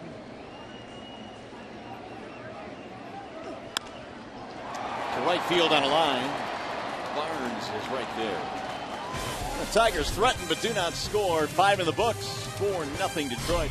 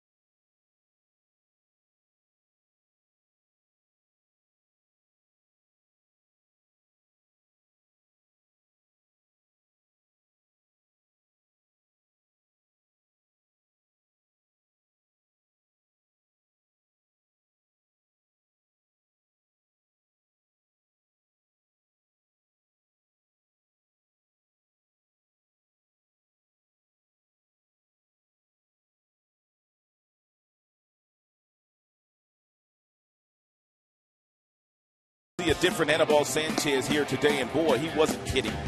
Heavy dose of four-seam fastballs thrown right by a lot of the Colorado Rockies hitters. Most of those 93 to 95. He's worked down in the zone. He's worked up in the zone. He's worked in. He's worked out. He's had outstanding command here this afternoon. Back-to-back 1, 2, 3 innings for Sanchez. As we go to the 6th, his numbers look like this. He's retired 8 straight, 5 innings, just 1 hit, 7 strikeouts, 0 base on balls. Justin Verlander pitched 8 strong innings a couple of days ago on Friday night. Did not walk a Colorado Rockies batter. Here's Brandon Barnes. Foul away the first pitch, 0-1. Barnes had a single that only hit so far. Got that with 1 out in the 3rd, but did not score. Anibal Sanchez also 12 of 17 in first pitch thrown. Strikes so far here today.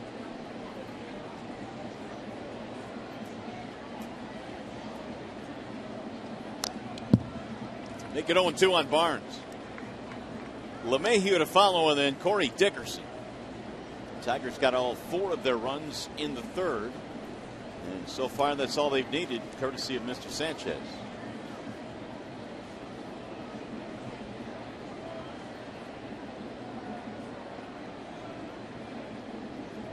And the 0-2. Would not chase. 1 ball, 2 strikes.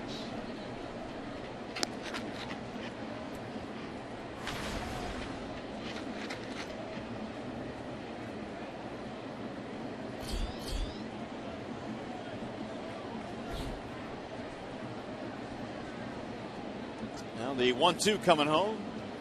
Swing and a miss. Sanchez racks up another strikeout. It'll be his 8th. Let's go back to the studio. Game break time now. Justin White.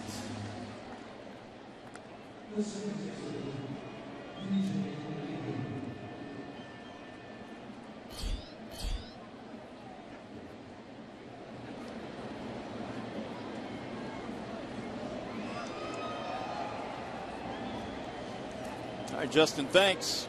Here are the numbers on Sanchez after 80 total pitches. He has thrown 58 strikes. Those Orioles are leading the American League East. They came in 2.5 up on Toronto. Pennant race is now starting to take shape. We're starting to pay attention as well to the wild card leaders as you get into August and then especially into September. Here's the 0-1-2 LeMahieu. And it's in there 0-2. You think most managers wait until September before they really get dialed in, or do you think most of them are doing it now? I think most of them are dialed in, especially the ones that have an opportunity to play some October baseball. It's not that they're not dialed in all of the year, but once August kicks in, you start to do some things a little bit differently. 1-2 on LeMahieu.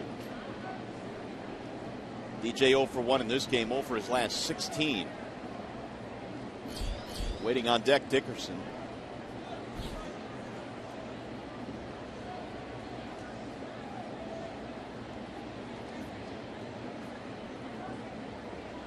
And the 1-2.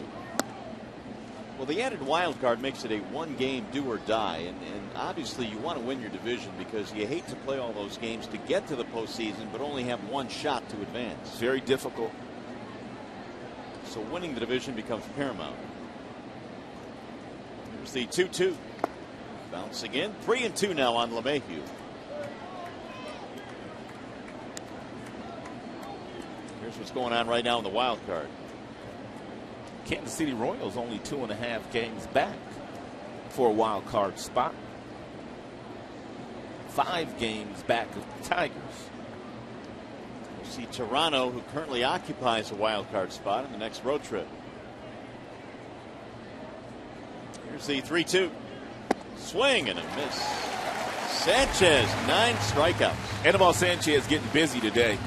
He's gotten several strikeouts with his fastball, but whenever he wants to throw one of his off-speed pitches, he can get some legitimate swings and misses with that as well. That's his changeup, and that's down at the bottom of the zone, buried against LeMahieu.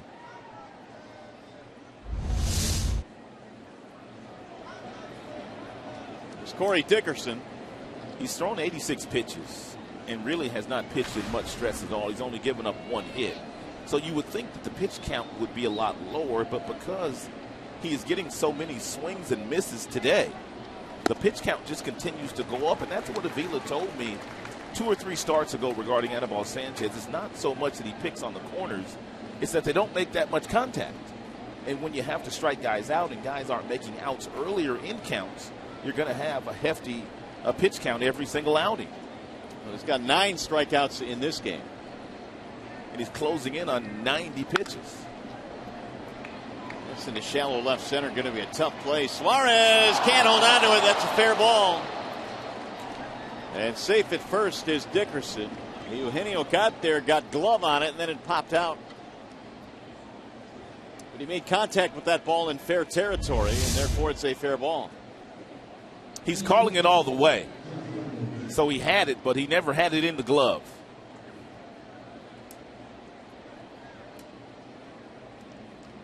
Two-out base runner now for Colorado.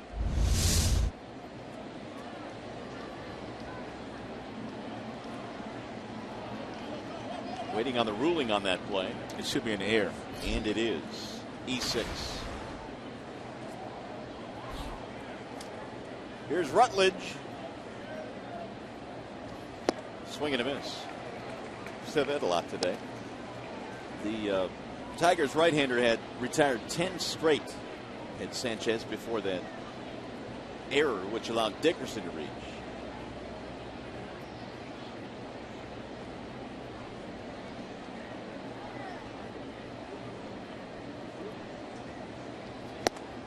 Another wave and a miss, 0-2.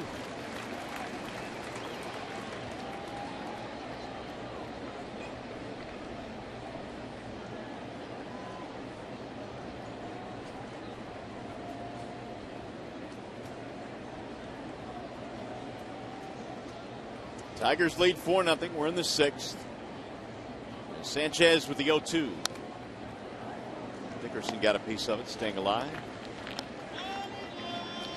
Dickerson in his high school days was a pretty good pitcher. In fact, he was clocked at 94 miles an hour. Then he tore his labrum in his shoulder, and after that decided to switch to the outfield. He's gotten to the big leagues as a position player.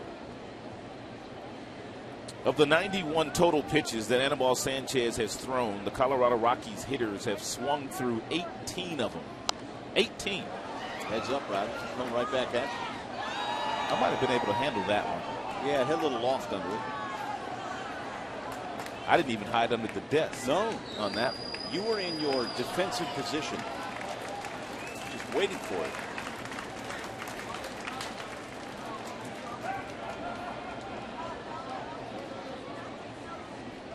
Oh, 0-2.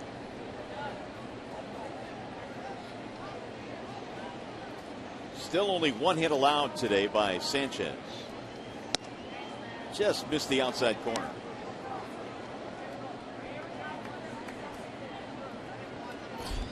Should Rutledge reach? Arenado waiting on deck.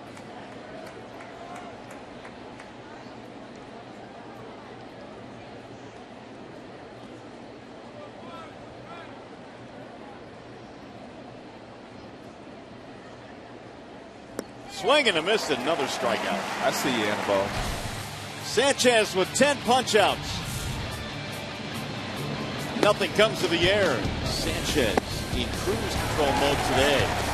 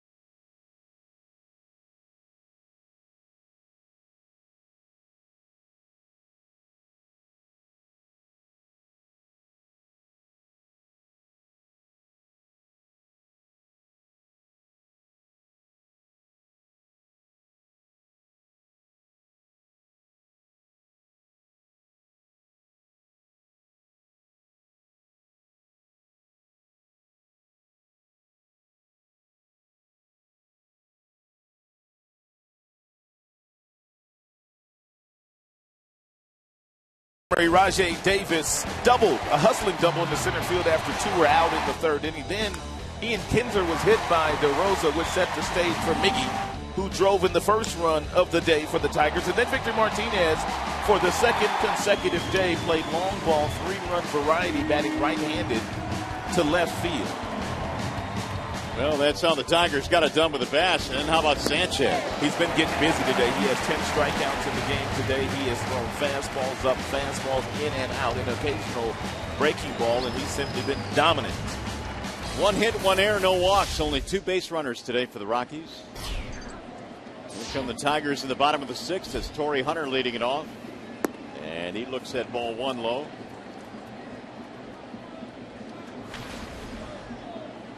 Hunter, Martinez, Castellanos facing the left-hander Jorge De La Rosa. Here's the 1-0 pitch. Grounded foul. 1 ball, 1 strike. Hanging breaking ball there thrown by De La Rosa. He got away with it, though. Torrey was a little bit too quick on it.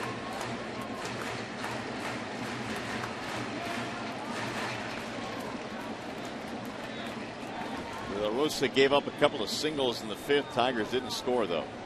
They got all of their runs in the 3rd. Here's the 1-0, or 1-1 rather, and it's swung on and missed. 1-2 now on Hunter. Torrey a strikeout and a ground out.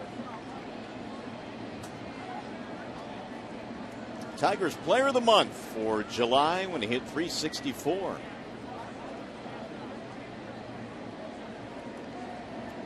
Tigers pitcher of the month was Max Scherzer. Here's the 1-2. way outside. Those awards could have gone to several other Tiger players as well. And David Price made the comment yesterday after walking into the Tigers clubhouse for the very first time. He said it felt like he was walking into the All-Star game with all the names up there of guys that have made All-Star teams. Well, he could put his name on the list. Twice an All-Star, Cy Young Award winner himself. Here's the 2-2. Outside, 3-2.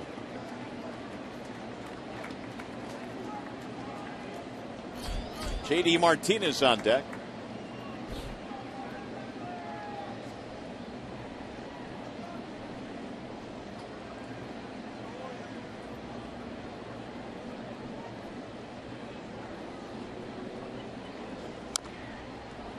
It'll go foul. Back on top of the dugout, into the seats. Hunter right now with 62 RBIs, 7 hits on this homestand for Detroit. He's been batting in the 5 slot recently for Brad Ausmus, right behind Victor Martinez.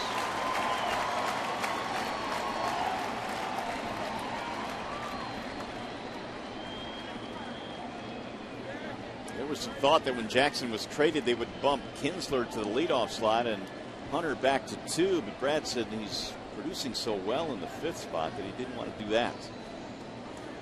The 3-2. High fly ball, shallow right field. Barnes coming in for the play, 1 gone. We'll play fantasy football alongside 12 Detroit Tigers in Scherzer's Motown Showdown. Enjoy a draft day experience from Comerica Park, featuring a live fantasy football draft and an evening of exclusive Detroit baseball experiences, all while supporting great causes. Sign up now at BigLeagueImpact.com. BigLeagueImpact.com, and you can play fantasy football with Max and a bunch of the Tigers for a good cause.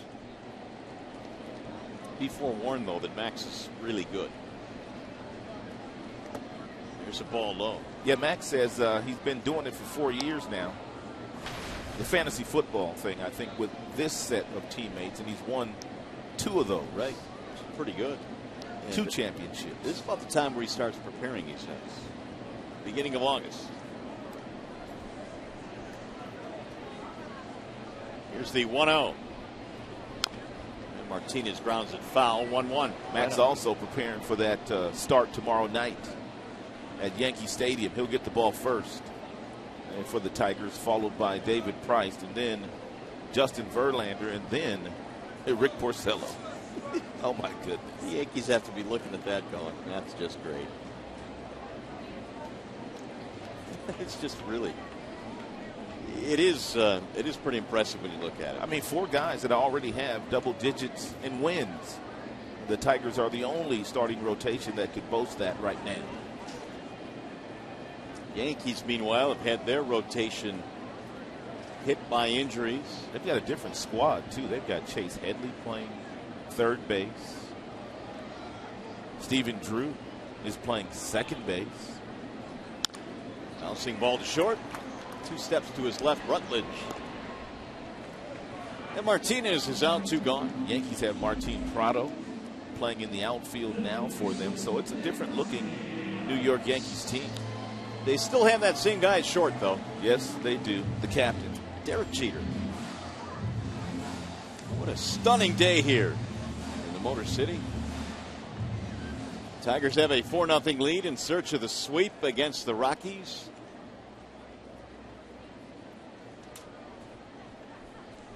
Here's Castellanos.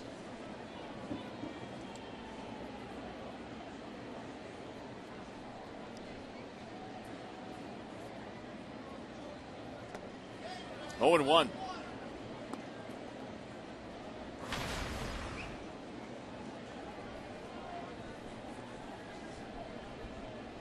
.261 for Nick. He's 0 for 2, although he had a hit taken away and a nice play by Arenado at third base.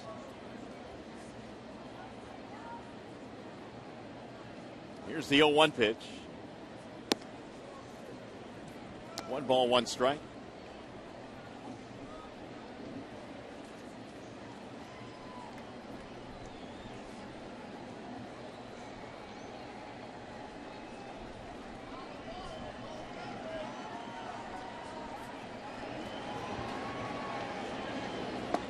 Low and in, 2-1 now on JD, or on Castellanos rather. De La Rosa has gotten a couple of outs, fly ball and a ground out. He has had just one bad inning, and that was the 4-run third. Here in the sixth, he's gotten 100, and Martinez, and now trying to take care of Castellanos. It's fouled off. 2-2.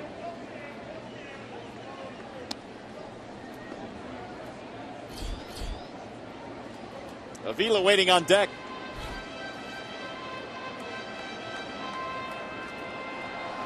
De La Rosa now is north of 91 pitches in the game.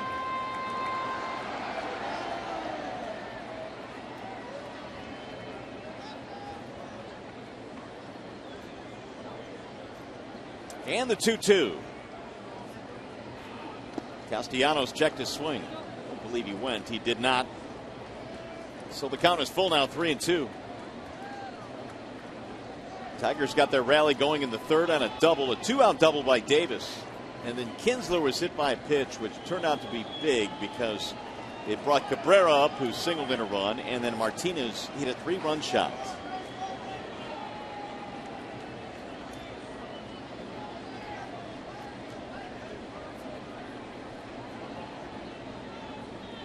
See 3-2. Swing and a miss. Castellanos is out. De La Rosa has a 1-2-3 6th inning, which means we go to the 7th.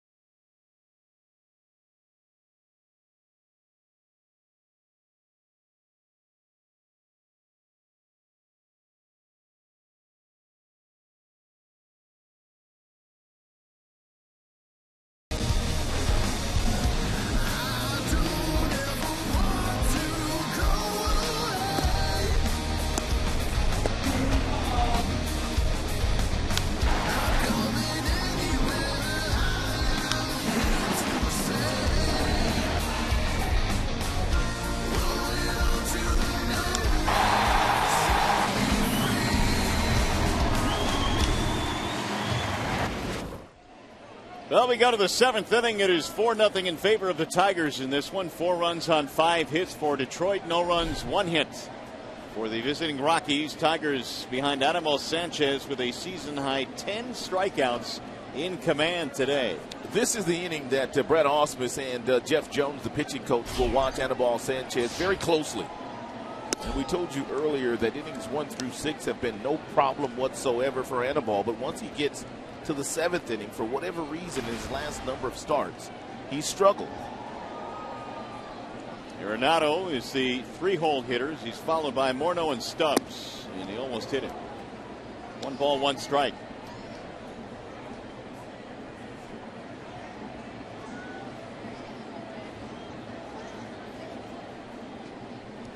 First 2 times through the lineup, the average against Sanchez has been in the low 200s and below. There's a strike called, 1-2 on Arenado. Yeah, once he gets to the third time through, the batting average goes up to nearly 290 against Anibal. Big difference there, that third time through, which he's trying to navigate through here in the seventh. The 1-2. Get back out of play. Seventh inning. A 14.73 ERA. The batting average goes up a couple of hundred points. This is the one thing that Anibal Sanchez is aware of, and it's the one thing that he's conscious of, and he wants to make sure that those numbers, seventh inning beyond, start to get a little bit better. That's a good start. A strikeout of Arenado. 11 Sanchez strikeouts. He's been a bully today with that four-seam fastball. And they're not just four-seam fastballs right down the middle.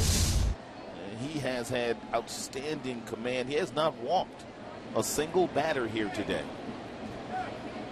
So while the 11 strikeouts is a season high, he's still 6 shy of his career high. We mentioned earlier 17 last April against Atlanta. There's a strike called. Justin Morneau, the batter.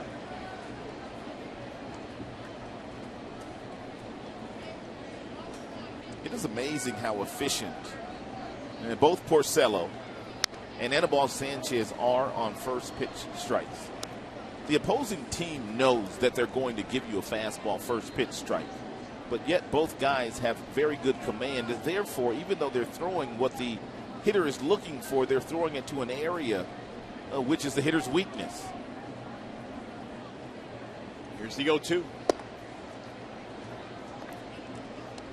Well, Sanchez is now retired, or I should say struck out 6 of the last 8 that he has faced. When he gets on a roll, there are very few right-handers that are as good as Anibal Sanchez in the American League. And the 1-2. Ooh. 2-2 on Morneau. And I've said this many times, from a stuff standpoint, he takes a back seat to nobody. ERA title last year. 3-2. Check it. 2-2 on Morneau. Morneau and Rosario are the only 2 Rockies that have not struck out in this game at least once. Fly ball and a ground out for Justin.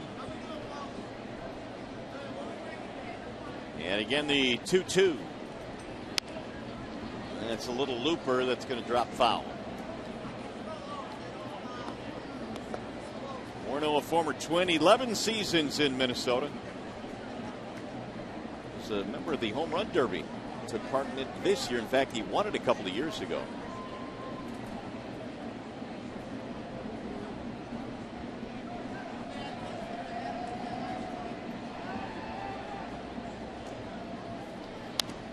Another foul straight back. 4-time All-Star Justin Morneau. This has turned into a 7-pitch at bat to this point. A lot of the fastballs he's thrown to him, he's been able to foul off. Let's see if he goes with one of his secondary pitches.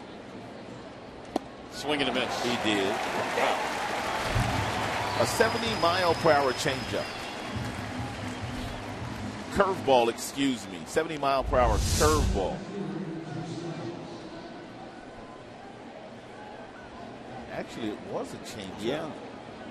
Anibal threw that one very soft. His changeup is usually 83 miles an hour, 84 miles an hour. 12 strikeouts now for Sanchez. And 11 of the 12 have been swinging.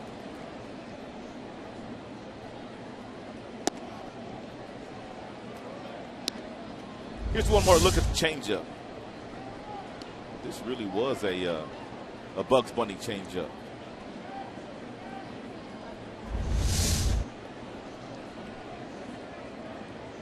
Two out, nobody on in the 7th. Soft liner to right field. That's a base hit. Davis goes over to play it. It's a 2-out single for Drew Stubbs. after he had struck out twice in this game.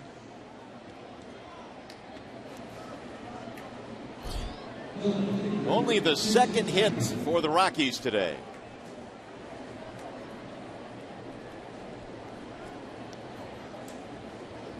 It's Jason Pridey. Since 2006, man, the Tigers have just worn out the National League. And one of the best teams in all of baseball in interleague play.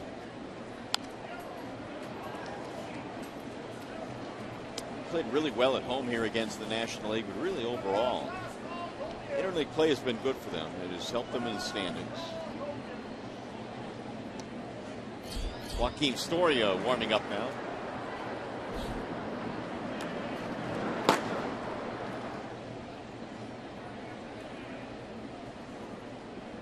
Runner goes on 0-1. Here comes the Avila throw. It's going to be late. Stolen base for Drew Stubbs, his 13th. Rockies get a man in scoring position.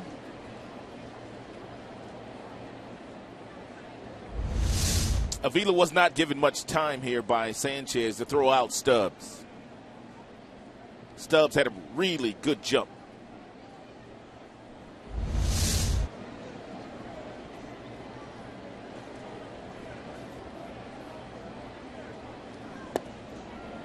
Two and one on Jason Pridey.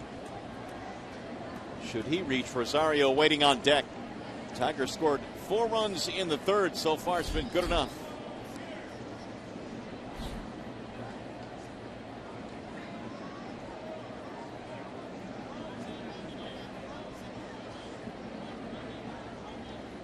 The 2-1 is tapped foul down the first base line. 2 balls, 2 strikes.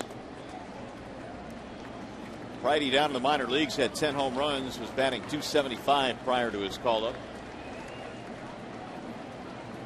He also stole 22 bases. Anibal Sanchez about to throw his 114th pitch of the afternoon, which is a season high. And it's fouled away. Well, the 12 strikeouts certainly have a big part in elevating that pitch count. Anibal's last start, he threw 102 in 6 1/3. First time this year he's gone double digits in strikeouts. He has 12. Fly ball toward left field, slicing away from Martinez, and it's going to go foul back into the seats.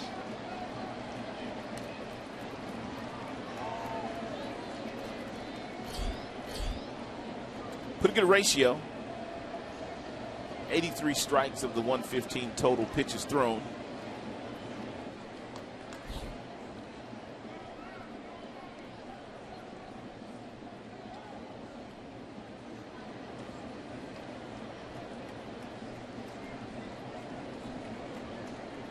Two and two. 2-out single by Stubbs. He has stolen second base. Rockies just trying to get a run right now. Here's the 2-2. Inside, fill the count 3-2 on Jason Pridey.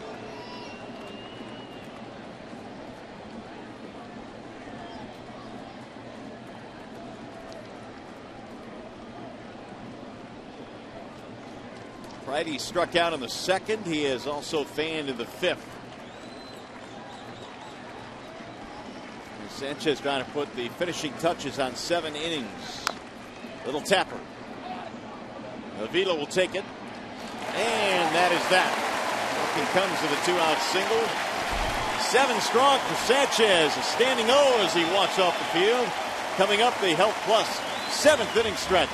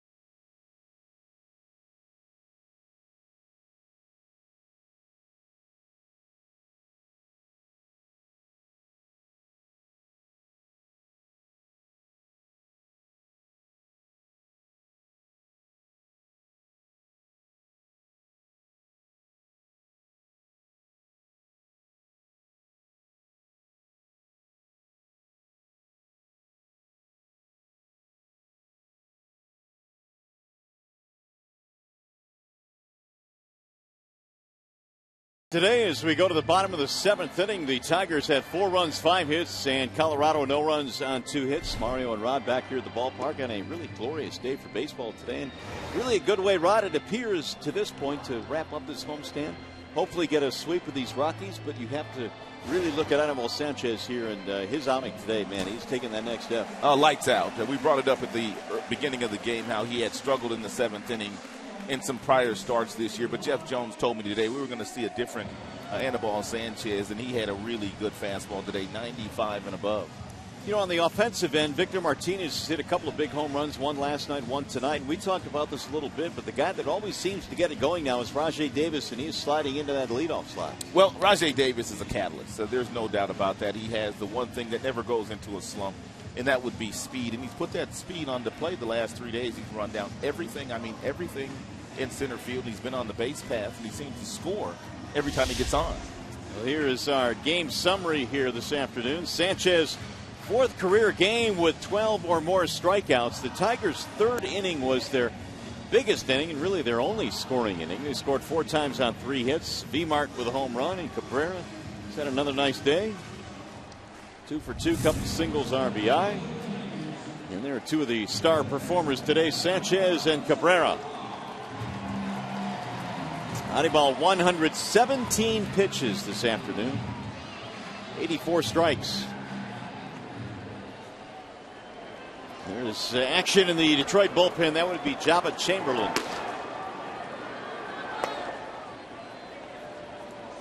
Alex Avila leading things off now as we go to the bottom of the 7th. You know, Jabba's going to be excited to go back to his old stomping grounds today, back to New York, where he has spent his entire big league career prior to signing a contract with the Tigers. We'll be looking forward to that. That series starts tomorrow night from the Bronx. Avila looks at ball 1. The bottom of the 7th is underway. Tuesday can't get here soon enough for me, though. I'm sorry. Yeah, you know what? But Max is pitching tomorrow night, man. I'm sorry. I love Max, but Tuesday cannot get here soon enough. Now, why is that? That's David Price. Okay. I want to see him. It'll be fun, man. His first start at Yankee Stadium as a Tiger. Here's the 1-0. That's up, 2 balls, no strikes. Avila, Suarez, and then Rajai Davis. Meanwhile, De La Rosa kind of getting upstaged a little bit. He really hadn't pitched all that badly. He gave up the 4-run 3rd, but not much else going on for Detroit. Well, he needed to be nearly perfect today if he was going to match Anibal Sanchez pitch for pitch, because Sanchez today has pitched a brilliant ball game. Avila is 0 for 2. Tigers have 5 hits. Rockies have just 2. How about 19 consecutive starts by a left-handed pitcher for the Colorado Rockies? 19 games in a row they've trotted out a left-handed starter. They will make it 20 straight tomorrow. Brett Anderson is set to go against the Cubs. That's unheard of. Meanwhile, 3-0 on Avila.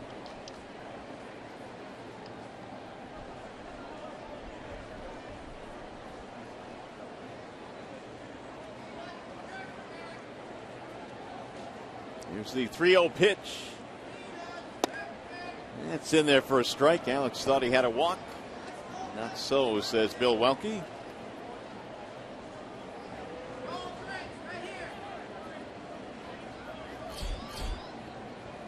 Suarez on deck. And then Davis as the Tigers bat here in the 7th in search of win number 61 on the season.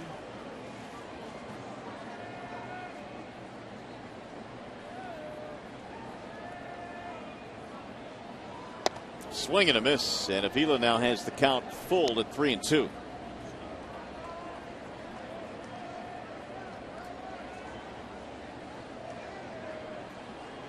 Three out of 6 in the series for Alex. A couple of doubles, couple of RBIs.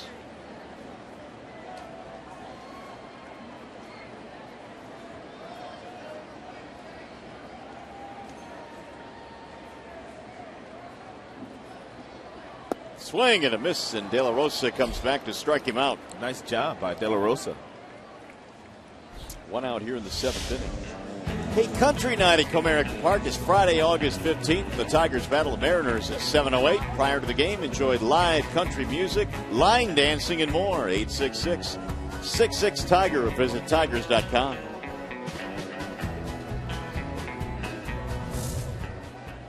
Was that Shannon and Mickey dancing?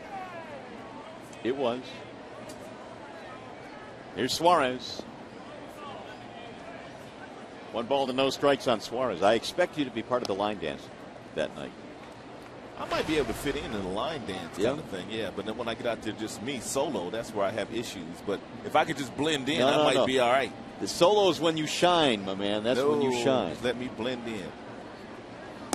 The 1-0 pitch is in there. 1 ball, 1 strike on Suarez. Because when you're in the line dancing, you can make a couple of missteps. Sure. You don't have to be in sync.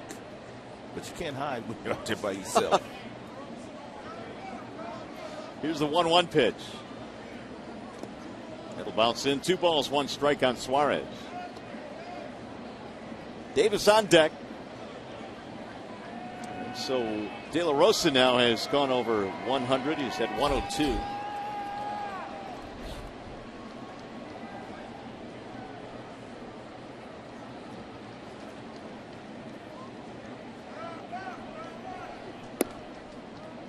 In there, a high strike right at the belt of Suarez. Yeah, that forkball / changeup stayed up in the strike zone at 81 miles an hour.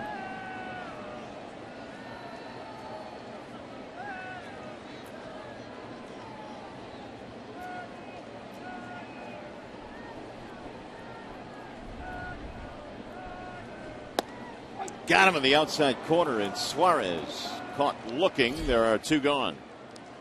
3 consecutive strikeouts now for De La Rosa.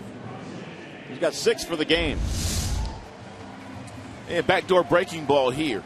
And you can see the curveball grip, and he started it off the plate, and because of the break on the pitch, it caught the glove of Rosario. Rosario held it there a long time to give the home plate umpire, Mr. Bill Welke, a nice look at it. Here's Rajai Davis. Dropping down a bunt, but it's foul.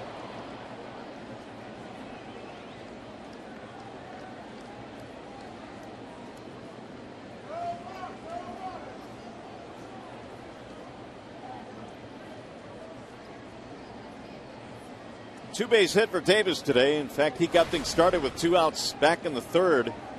2 out, nobody on, a double. And before you knew it, the Tigers had scored 4 runs in that inning. It happened very quickly. Here's the 0-1. Rajai shoots one over the head of the second baseman, LeMahieu. Another multi-hit game for the Tigers leadoff hitter, Rajai Davis. That is 3 in a row. 7 hits in the series for Rajai. He simply took what De La Rosa gave him, a ball that was out away from him, simply poked out, reached out and poked it the opposite way.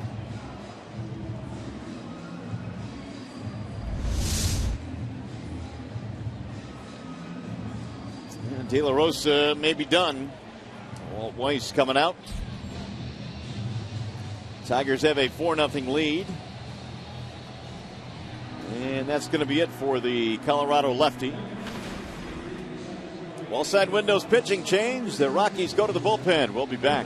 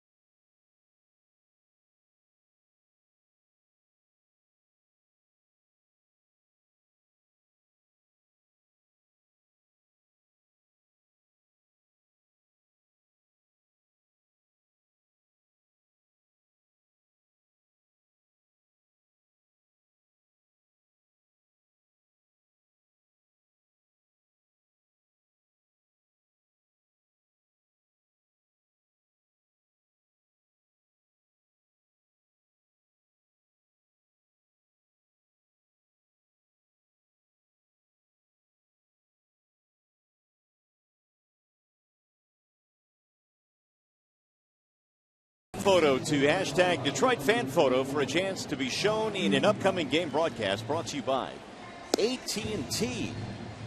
And the Rockies have gone to the bullpen here with a 2-out single by Rajai Davis. That signals the end of De La Rosa. And they brought a right-hander on now. That'll be Tommy Kahnle. And Kahnle has pitched very well out of that bullpen this year. 42 games at 262 earned run average. The opponents are hitting only 183 against him, and he's averaging better than a strikeout per game. Kinsler will face him. He in a single, also hit by the pitch. Got Rajai Davis at first base.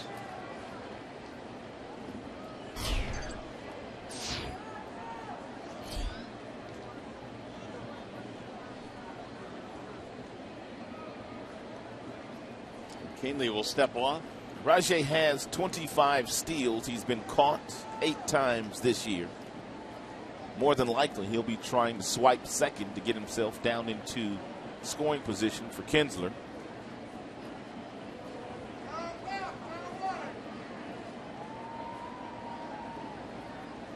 And he'll draw a throw. Kinsler right now has a 5-game streak, 6 for 10 in the series. Tigers could use another run or two.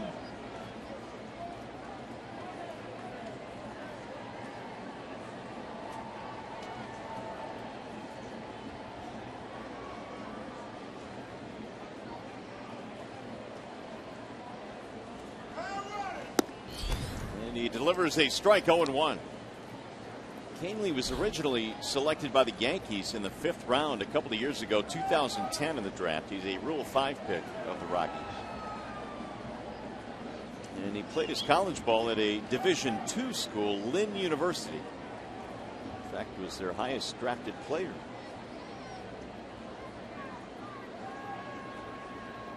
The 0-1 runner goes. No throw, huge jump. Rajai steals it with ease. Number 26 for Davis.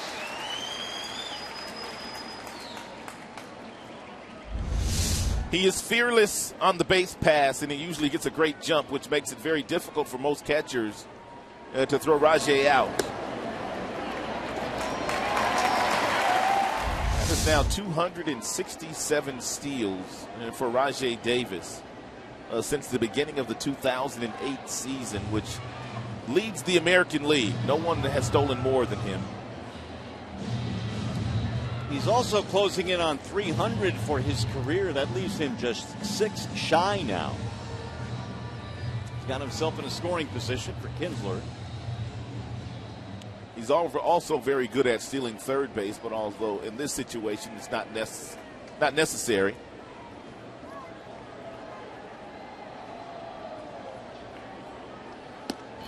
Open in and away, all the way to the backstop. So Davis will scoop to third base.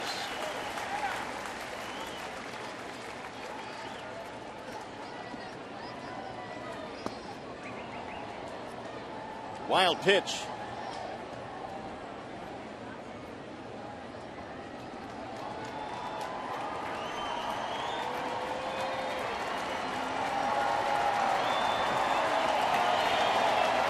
Tigers trying to get a 2-out run here. They are 11 of 22 with runners in scoring position in the series.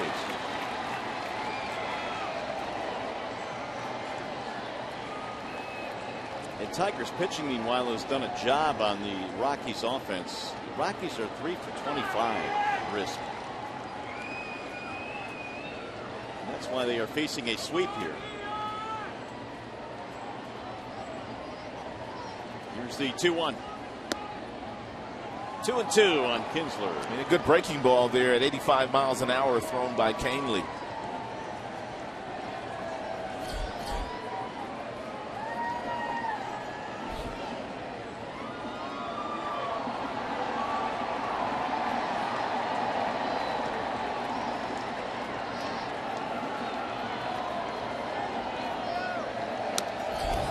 That's going to get away from the catcher, Rosario. He's going to get back there and throw him out.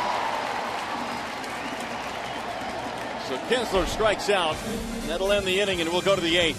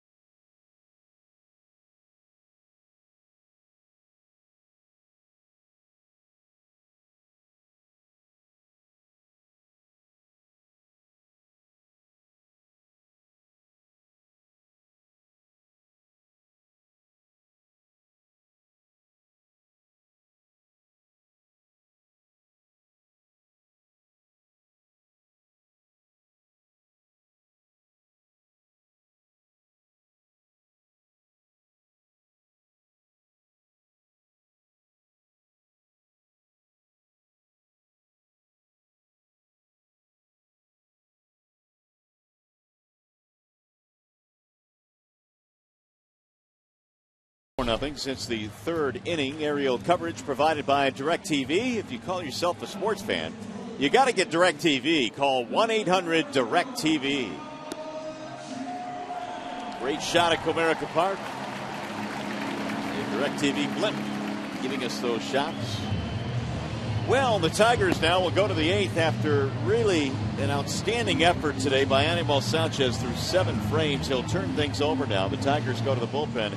It is a wall-side windows pitching change. Jabba Chamberlain comes on. And Tigers starting pitching in this series. Verlander, Porcello, and now Sanchez has put Brad Ausmus in a really nice situation where he can simply go to the back end of his bullpen if he chooses to do so, which he does here today in the 8th with Jabba Chamberlain, who's pretty much held down the 8th inning the majority of the season, getting the ball to Joe Nathan.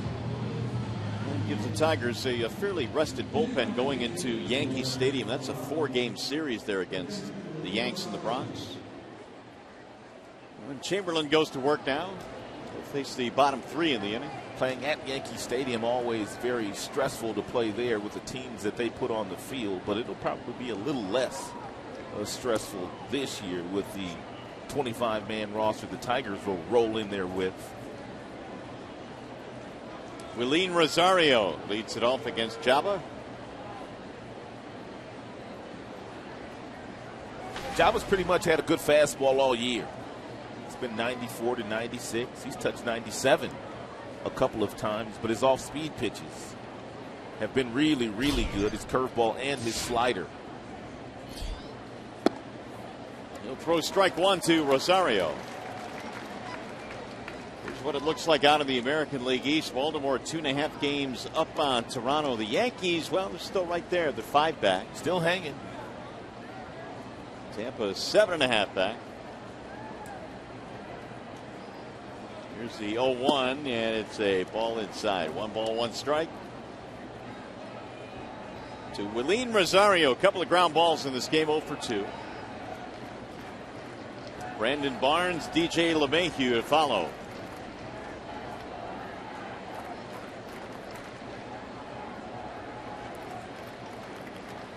Swing and a miss.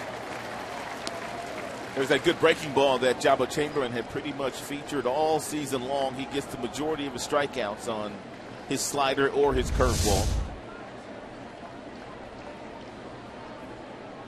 Ever so slightly sliding out of the strike zone. That one way outside. 2 balls, 2 strikes on Rosario.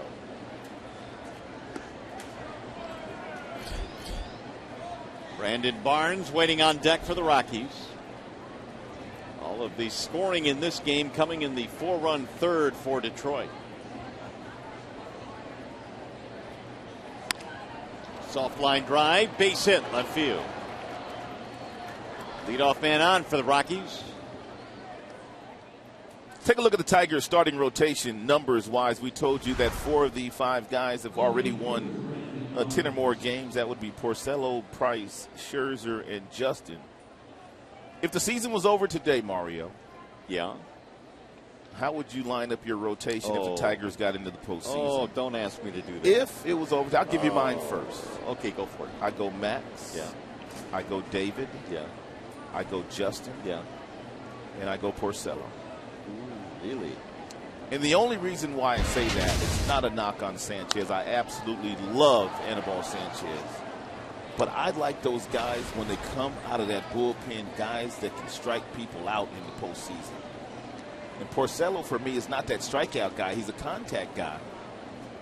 That'll get you a ground ball, but I just like that power coming out of the bullpen. I really do. I can't argue with that. And if I had to line them up too, my top 3 would probably be the same. And, you know, if we stay on the same curve here and Porcello continues to pitch the way he has, I don't know how you can't pitch him. I mean, because really you're not going to need a long guy in the postseason when the other guys are going out there and doing what they need to do. True. And I just like Porcello better as a starter. He's pitched out of the bullpen the last couple of years in the postseason, but he pitches to a lot of contact. Sanchez can strike you out.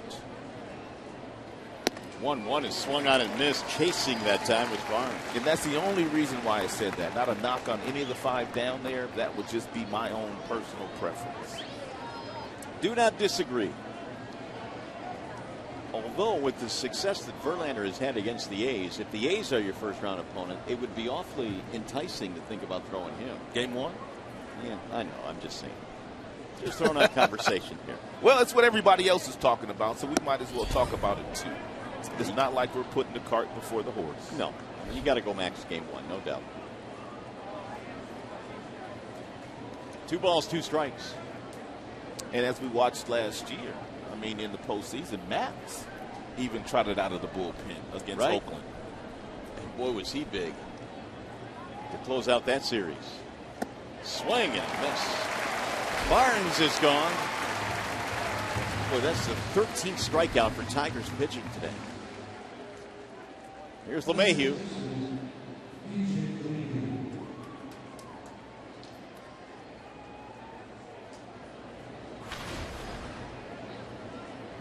LeMahieu, a ground out and a strikeout.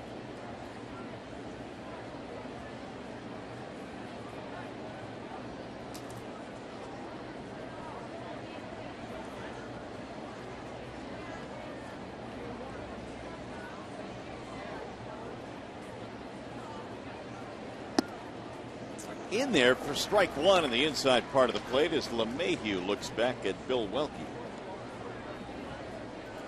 LeMahieu now is 0 for 5 in the series.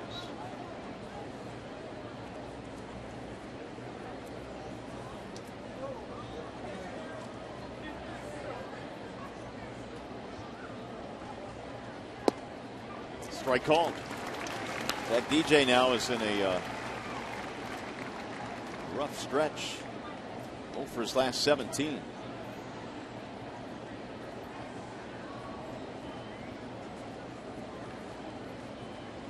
Chamberlain in place of Sanchez here in the 8th. Here's the 0-2. 1 ball, 2 strikes. It's a nice job there by Jabba Chamberlain and also Avila changing the eye level of LeMahieu. He can simply come back with another fastball if he chose to do so. Or he can go with the breaking ball down and away to try to get another strikeout. But if you throw the breaking ball, which LeMahieu is probably looking for, you've got to make sure you get it down and you bury it. Fouled away. I like that. Back-to-back fastballs at 94. You don't see a lot of guys doing that, but I love it.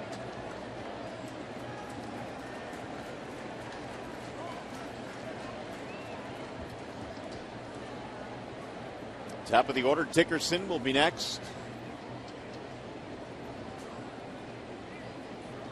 Unless Jabba gets himself a ground ball here and gets a double play and gets out of the inning.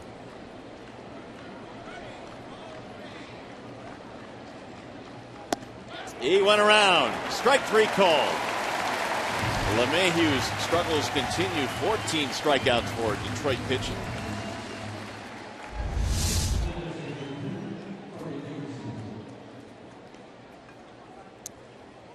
Very nice. 2 gone. Going to bring up Dickerson. He was able to reach on an error. He was back in the 6th inning. There have not been very many base runners in this game. We only have 3 hits. We're talking about from the Rockies end of things.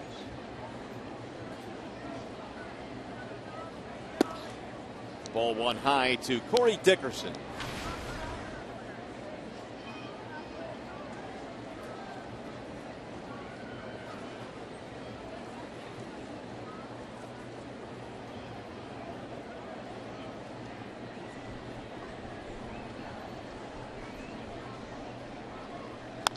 Bouncing ball to first. Miggy stays with it. Side retired, no runs. Leadoff single stranded. We go to the bottom of the 8th.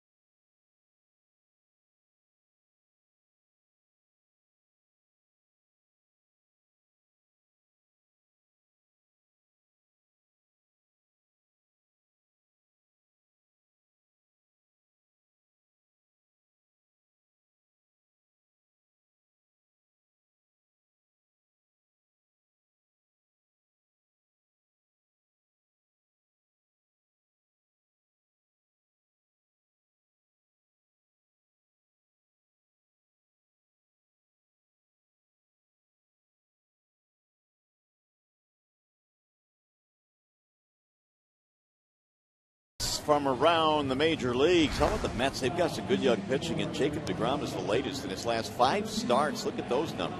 Leads National League rookies with 94 in the third innings pitched so far this year. What do you got on Justin Masterson's debut with the Cardinals? I saw a lot of it. You know, he did not throw the ball all that badly, although the numbers aren't pretty. He did win the game. He only gave up 7 hits. He gave up a big double with the bases loaded, but overall his stuff wasn't bad. Josh Harrison swinging the bat for the Pirates. At least 1 extra base hit in 7 straight. Dude plays everywhere on the field, man, and he's just having a special year. He made an all-star team this year as basically a utility player. Well, the Tigers now will face a new pitcher. That'll be Adam Ottavino. And 53rd game this year for Ottavino. He ranks in the top 10 as far as games this year, 4th among major league relievers. He's got some hefty hitters to face here. He's got Cabrera, Martinez, and Hunter. Yeah, he's the game's best. Miguel in this ball game, 2 singles and a walk. He's been on base 3 times, has an RBI. And now a total of 83 driven in this year for Miguel.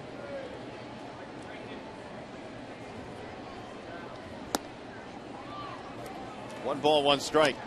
Ottavino really throws across his body, but he's got some nice velocity at 93 with that last 2-seam fastball with a little late life on it.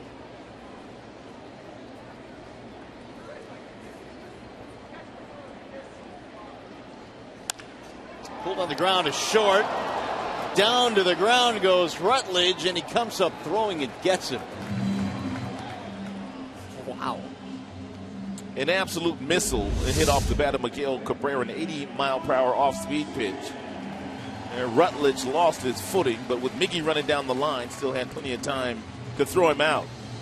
Let's check in quickly now with Shannon Hogan. Preview of Tigers Live coming up. Well, before we get to the Tigers Live stuff, I want to let the fans at home know the David Price jerseys are ready to go, and they're at the D Shop. You can get them. They actually had them in yesterday, the first day that he was here in Detroit. But as for Tigers Live, plenty to come up on Tigers Live. I'll be talking with Victor Martinez as well as Anibal Sanchez and hopefully Jabba Chamberlain as well. It's all coming up on Tigers Live as soon as the game is over, guys. All right, Shannon, thanks.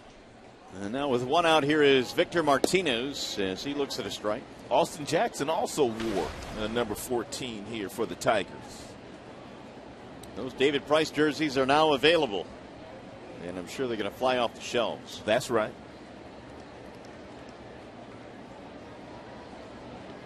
You'll see Price in action Tuesday night in New York. 1 ball, 1 strike. Victor, a big 3-run shot. He turned a 1-0 game into a 4-0 game.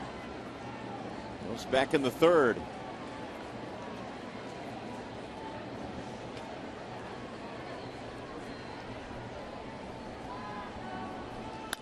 Right back up the middle. That's another hit for Martinez. The 2nd of the ball game. Victor is greedy. He does not give away at bats. Regardless of the score, regardless of the inning, you're going to get Victor's best when he steps into that batter's box.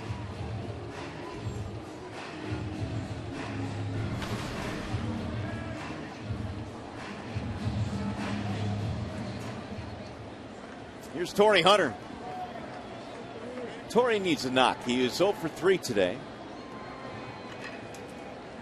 Tigers now have 7 hits, 1 on, 1 out in the 8th.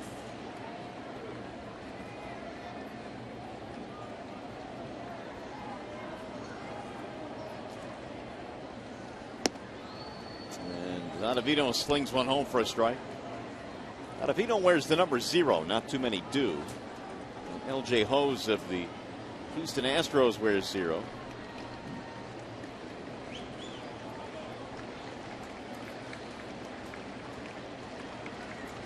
I wonder what goes into the thought process of wanting to wear number 0. Well, for him, it's probably his last name. Oh, very good. O at the beginning, O at the end. Didn't think of that angle.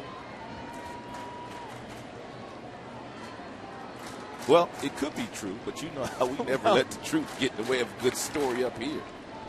It's drilled to center field on a line and caught. 2 gone. If it's not the way it is, it sure sounded like it was. You did say it could be because of that. I did. Here's J.D. Martinez.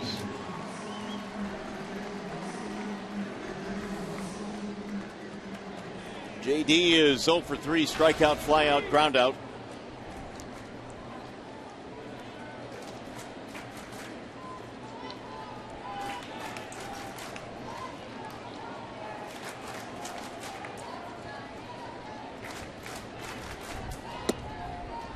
Vino missing outside, 1 ball, no strikes.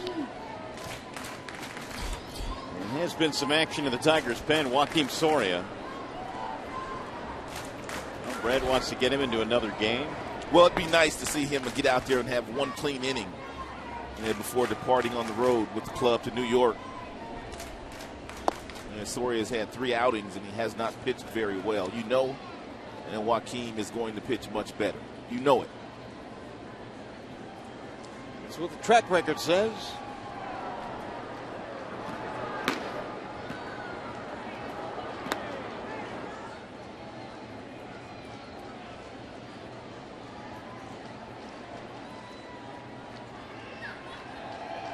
The 2-0 is a strike call, 2-1.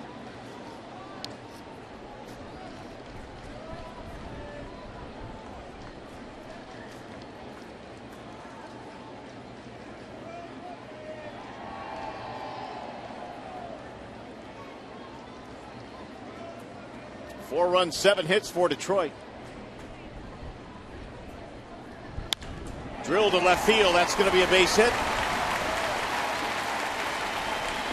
J.D. Martinez will single with 2 outs. Ottavino's been hanging that breaking ball here in the 8th inning against the Tigers. Miggy about undressed their shortstop Rutledge.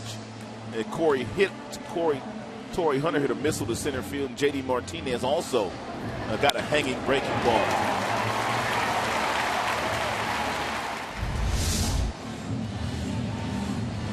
Bring up Castellanos. By the way, did a little quick research on the 0 for Ottavino. You are absolutely right. Is that what it is? Well, here's the deal. Growing up in high school, they didn't have their names on their jerseys in high school or Little League, so it was like putting his last name on his jersey by putting a 0 on there for Ottavino. How about that? Nicely done.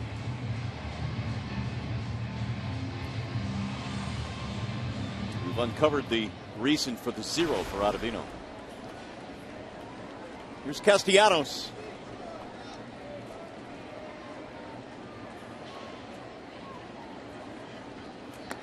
Ball 1.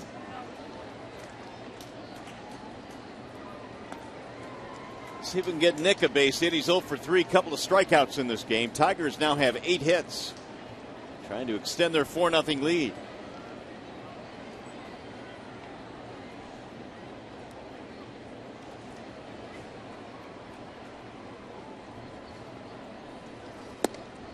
In there, a strike right at the knees. 1-1 at Castellanos. He's got a good fastball, 93, 94 with some heavy sink, but because of the arm slot that he throws from, he doesn't get much downward motion with that breaking ball. Therefore, he's hung a few of them here in the 8th inning. Nothing wrong with that 2-seam fastball, though. Way outside. 95 that time.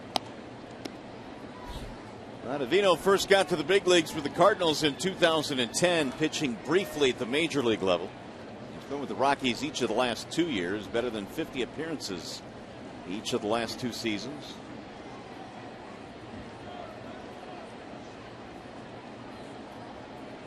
And the 2-1. Breaking ball is hit in the air to center. Shallow. And it's going to be caught on the run by Stubbs. Inning is over. We are headed to the 9th.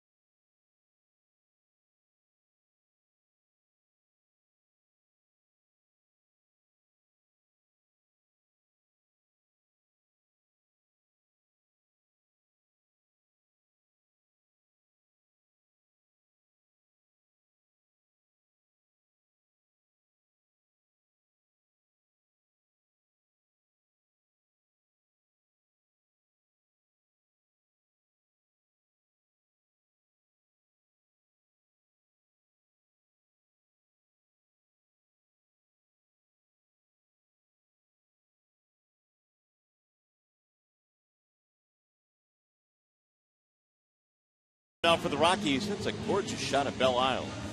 The Tigers on top by a 4-0 score. Been a great day at the ballpark. Warm afternoon. The Tigers got 4 early runs. It has held up. And now the Tigers go back to the bullpen for the 9th inning. It's Joakim Soria. Joakim Soria, even though the last time he was out there, he didn't have a clean inning. His stuff looked better than the previous 2 times that he went out there. Let's hope he's getting back up to 92, 93 with good movement with the fastball. He's got an assortment of different off-speed pitches, whether it be the slider, the curveball, or the changeup. Joakim usually throws a lot of strikes, too. Rutledge lays it off and looks at strike 1. Arenado to follow, then Morneau. These are the 2, 3, and 4 hitters. Tigers 4 runs, 8 hits. Rockies no runs, just 3 hits this afternoon. Drilled foul down the right field line. Quickly 0-2 on Rutledge.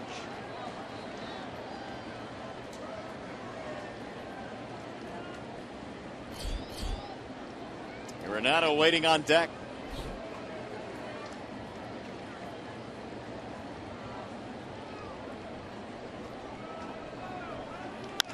Ground ball, base hit right field, just out of the reach of Miguel Cabrera, leadoff single.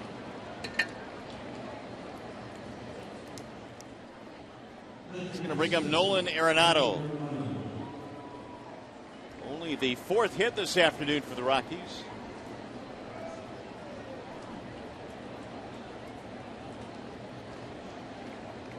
Arenado has not had much luck. 2 strikeouts and a flyout.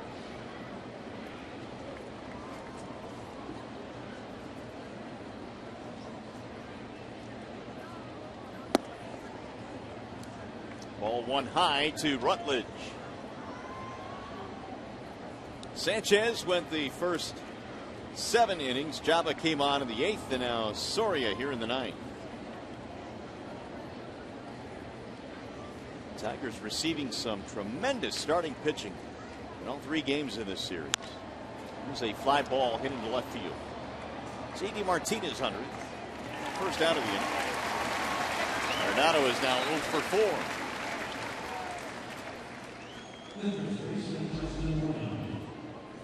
Soria was closing games for the Texas Rangers this year. He had 17 saves, had 45 strikeouts in 35 innings pitched. How much of an adjustment do you think it's going to be for him, A, coming to a new team, but also B, pitching in a bit of a different role here? Well, it's going to be, and I'll even add one more in there, pitching in a pennant race, too. True. You know, pitching for a team that is expected to win, and they hired you to be that hired gun. So all 3 of those things would factor in, but I think he can handle it. I mean, he's been a closer for a long time. He's put up some really good numbers. He has just gotten off to a slow start here with his new team. Morneau looks at a strike and now 0-2.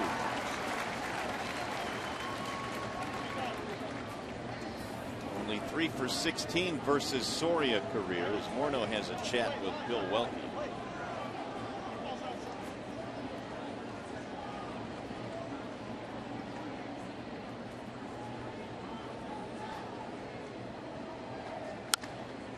Fly ball left field. JD on the move again. He'll get there. 2 gone.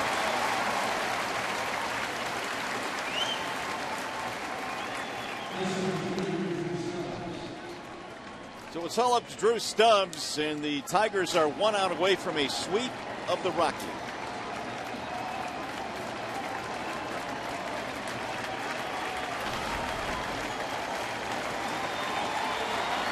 He has seen Soria just 1 time previously, a strikeout. 41,487 your attendance here. Runner goes with no throw, ball 1.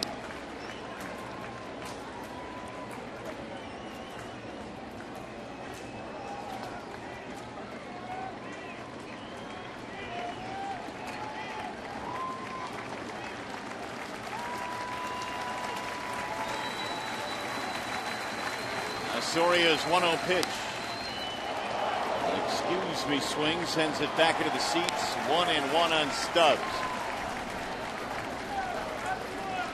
Single and a steal in this game. Otherwise 2 strikeouts against Sanchez.